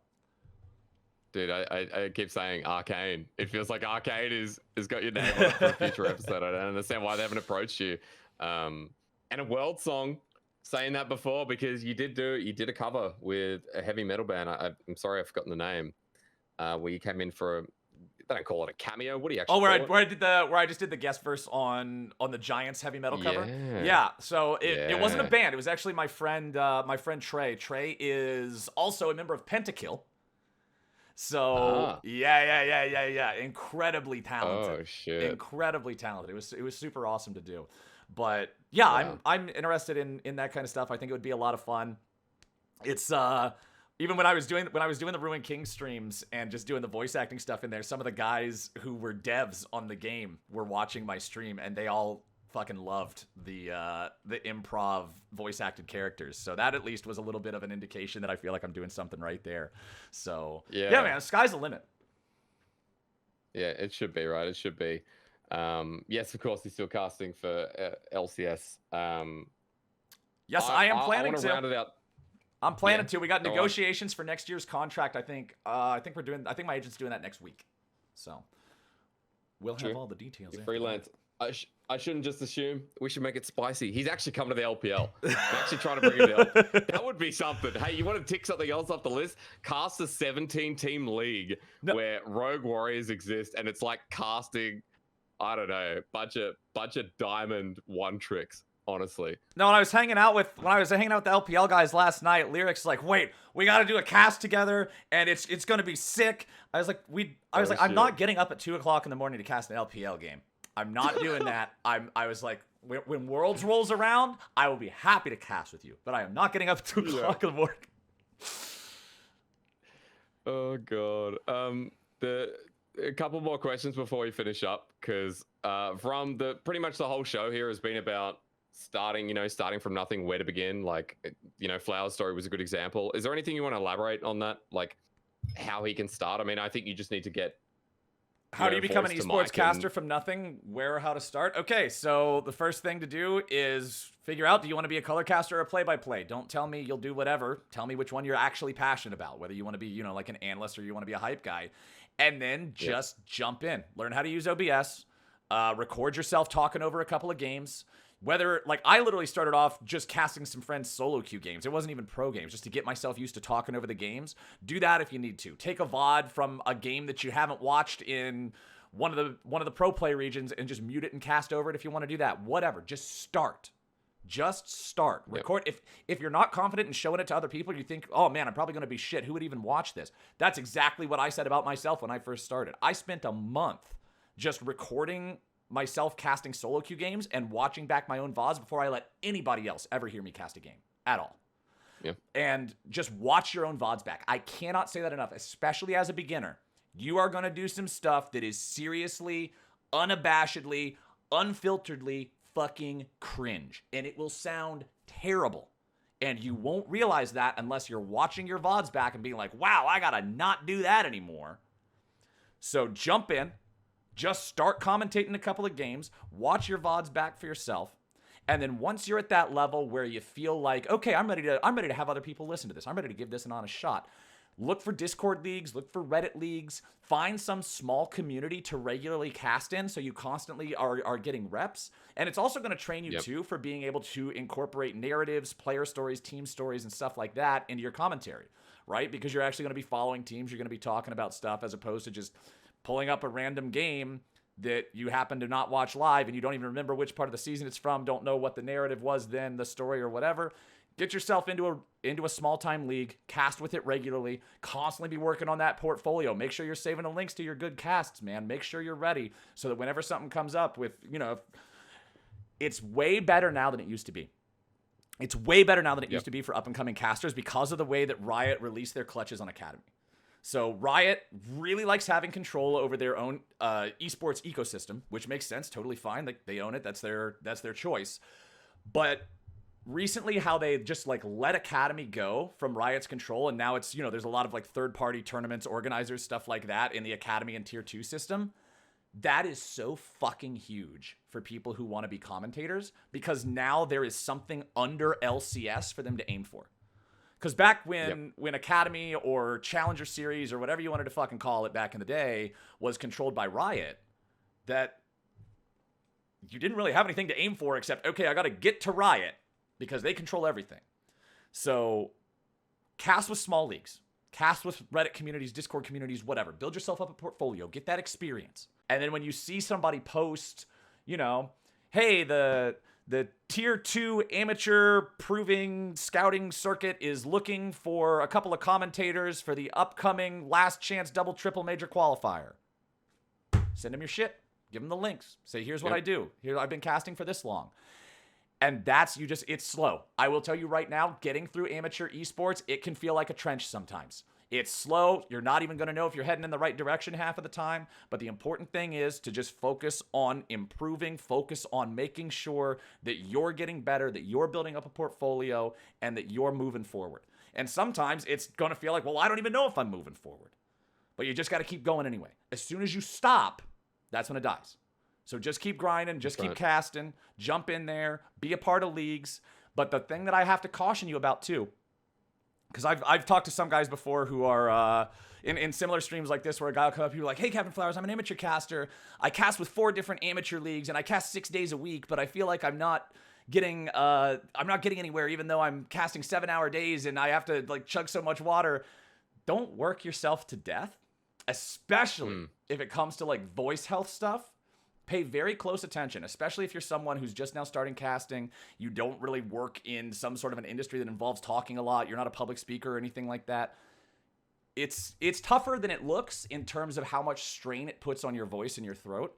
Be very mindful. Don't do some stupid macho Chad bullshit where you say, yeah, I'll just cast through it, no big fucking deal. Because as soon as you fuck your voice, you're fucked. You really need to pay attention and have enough self-respect to not burn yourself into the ground. Make sure that you're grinding hard. Sorry, you keep going. But yeah, sorry. Make sure you're grinding hard, but don't grind so hard that you burn yourself out. Don't grind so hard that you can legitimately injure yourself. Don't do that.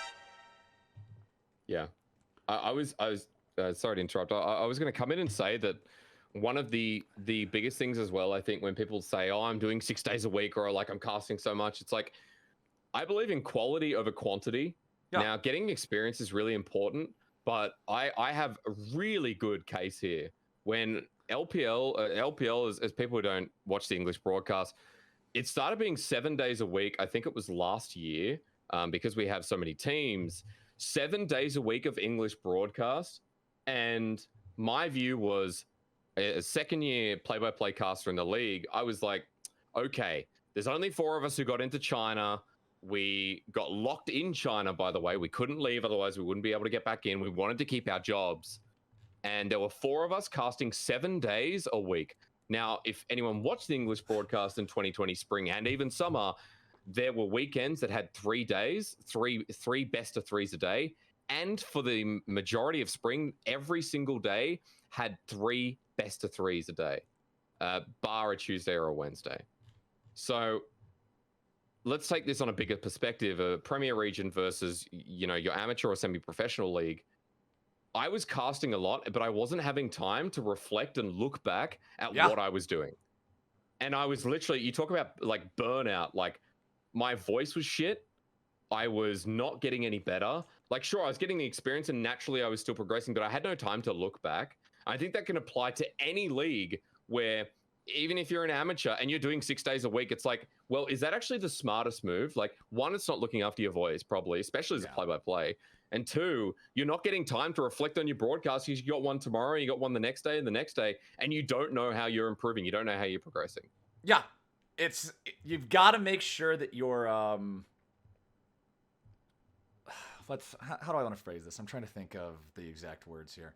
You've got to make sure that you're getting value out of what you're doing. Don't just be putting in reps for the sake of saying, yes, the more I cast 100 hours compared to only 50 hours that I could have casted. Well, if you did 100 hours, but you were not getting any sleep and your voice is half shot and you never look back at one of your fucking VODs, I'd rather have the guy that did 50 hours and was able to take care of his stuff and properly learn from it, right?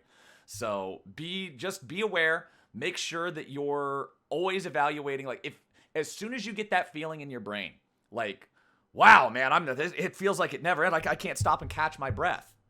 Don't just fucking ignore that and say, oh, well, I guess I just got to grind more. No. You got to actually be conscious of your own limits. And the word limits gets a lot of negative publicity, right? People talk about, like, be aware of your own limits. It's like, oh, yeah, you just got to break that limit, bro. Come on, brother. Hustle culture. Let's go. Let's break them limits. Fuck off. You've got to be able to understand when you're pushing too hard and allow yourself time to recover and recuperate. Because if we give ourselves the opportunity to recover and learn and actually process things, we actually get further ahead than the alternate timeline version of ourselves that did nothing but face to the grindstone for 45,000 hours. So just make sure to have that self-awareness. It's, oh God. I mean, having experienced it firsthand as well, it's like, I think I've developed a better self-awareness from it, but I don't think it's something that people should be going through without thinking. Working smarter, not harder is my biggest summary of that, especially. Flowers, last one. I want a good one. Oh boy. So I'm gonna scroll down your ever listing chat.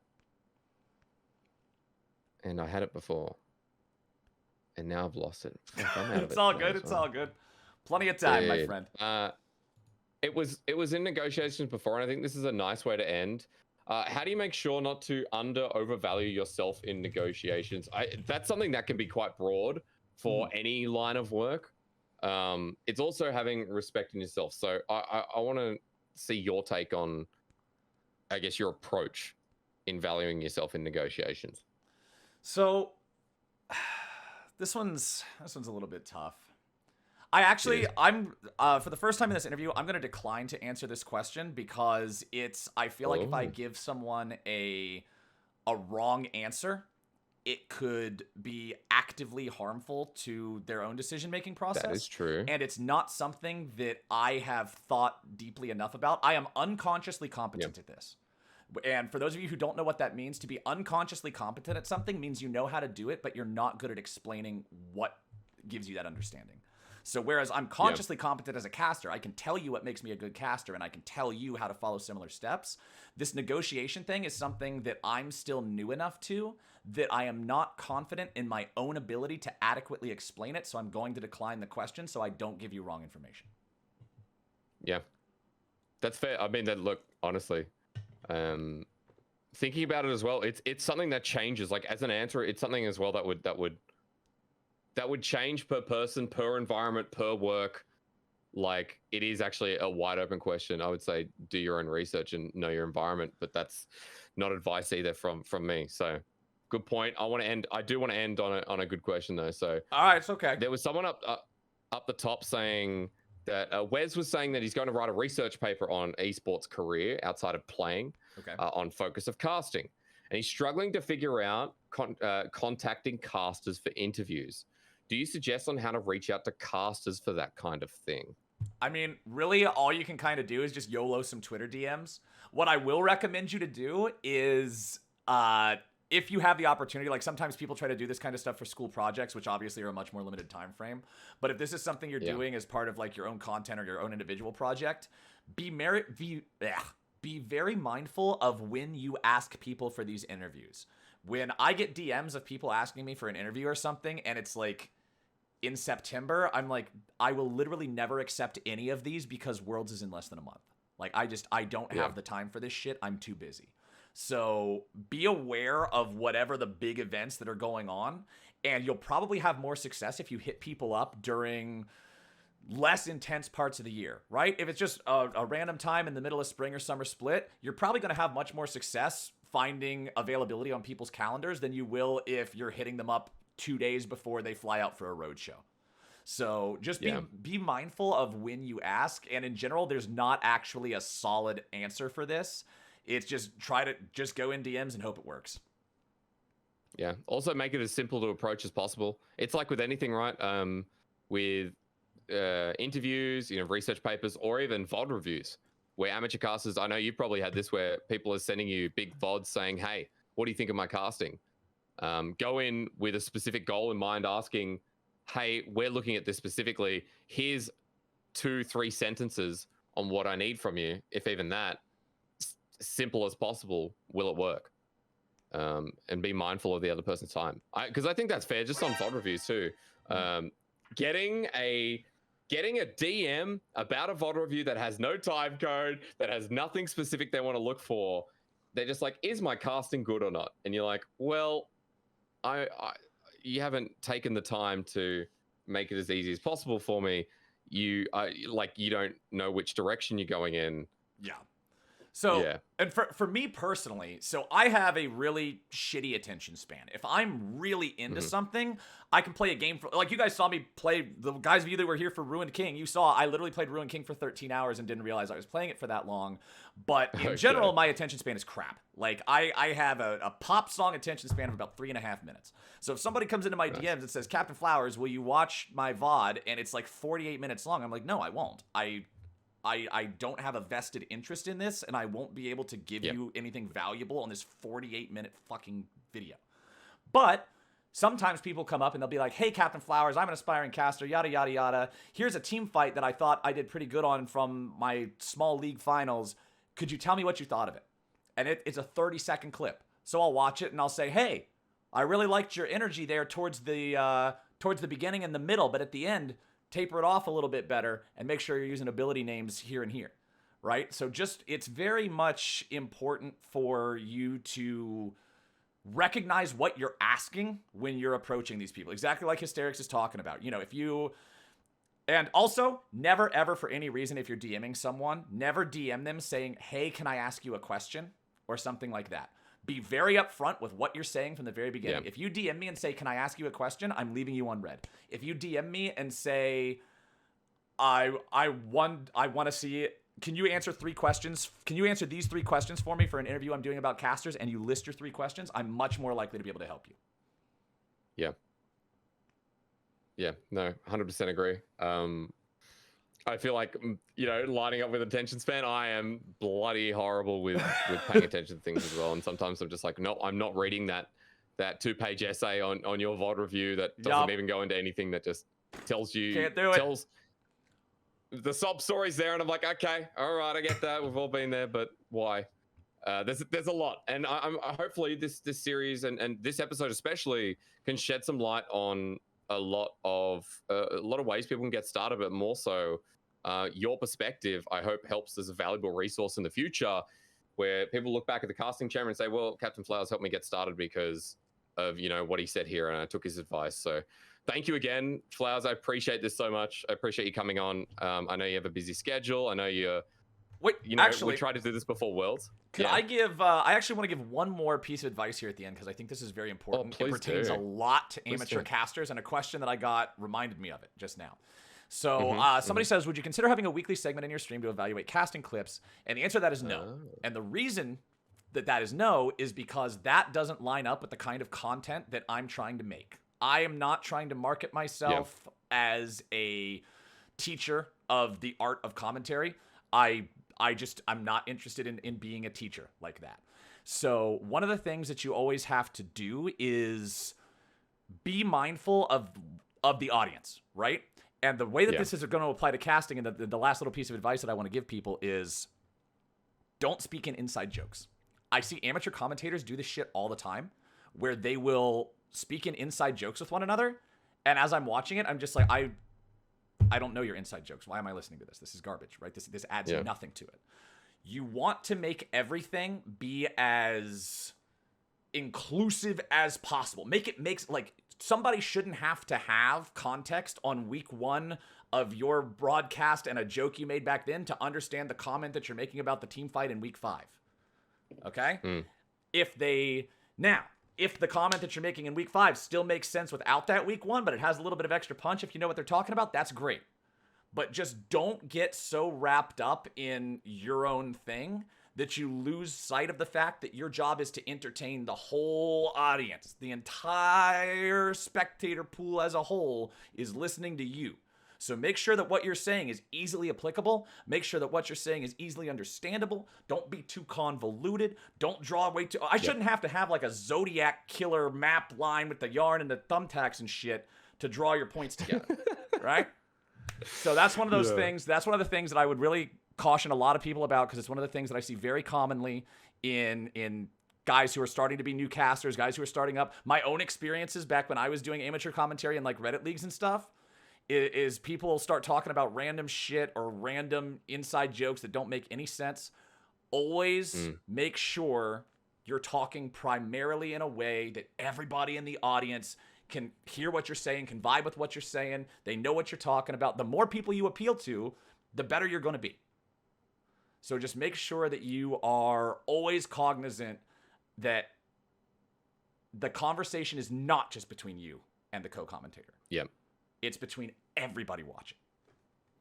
You isolate people, those people aren't coming back. You lose viewers, and those viewers, need to be on your side. I think it's something that when I cast LPL, I got to think, yeah, man, why am I going to be talking about this player joke that we made last broadcast when all these people that are tuning in might be new, might not get it. It's a great point. It's a great point to end, sir. Thank you again.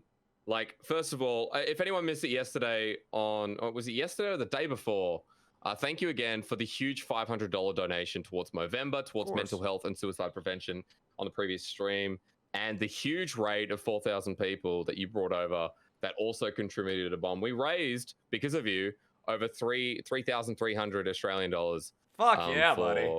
That's awesome, the Casters campaign. Yeah, that's awesome, because of your influence. So thank you again. It was amazing to see you there and all your community supporting. So thank you to them too. Thank you for coming on the casting chamber. As I was saying before, we were talking about this before Worlds, but I know you're building up and you're doing your stream schedule, and it was a bit messy. So I'm glad we could finally get to this, and I'm glad we could finally have a chat about casting when you are, one of the most qualified people in the world, not just in League of Legends, but in esports, talking about this role and talking about how you work and how you function. So it's been a great insight, and thank you so much again. It was a pleasure having you on the show. No, dude, it's been awesome. For everyone out there, of course, this will be on YouTube. I'll be putting a post on Twitter, linking towards that as well, and so that'll be available. This whole powwow. Okay, it's a power. This whole Powwow. powwow Yeah, there we go. There we It go. will be available on YouTube. We got there at the end. So thank you again, sir. I'll let you get back to stream. I'll let you go back to maybe I banning hope it people was instead of good. unbanning. I hope it's what you came here It was for. I'm great. sorry if it was a little bit incoherent and rambly. Like I say, my brain was kind of fucking scrambled. So any of you guys watching this back later on YouTube, if it doesn't make any sense, have a couple of beers and then maybe it will. Hell yeah. Okay, good. Thanks again, lad. I'll leave you to it, and All right. appreciate it again. Take it easy, buddy. Thanks, guys. Peace. See you later.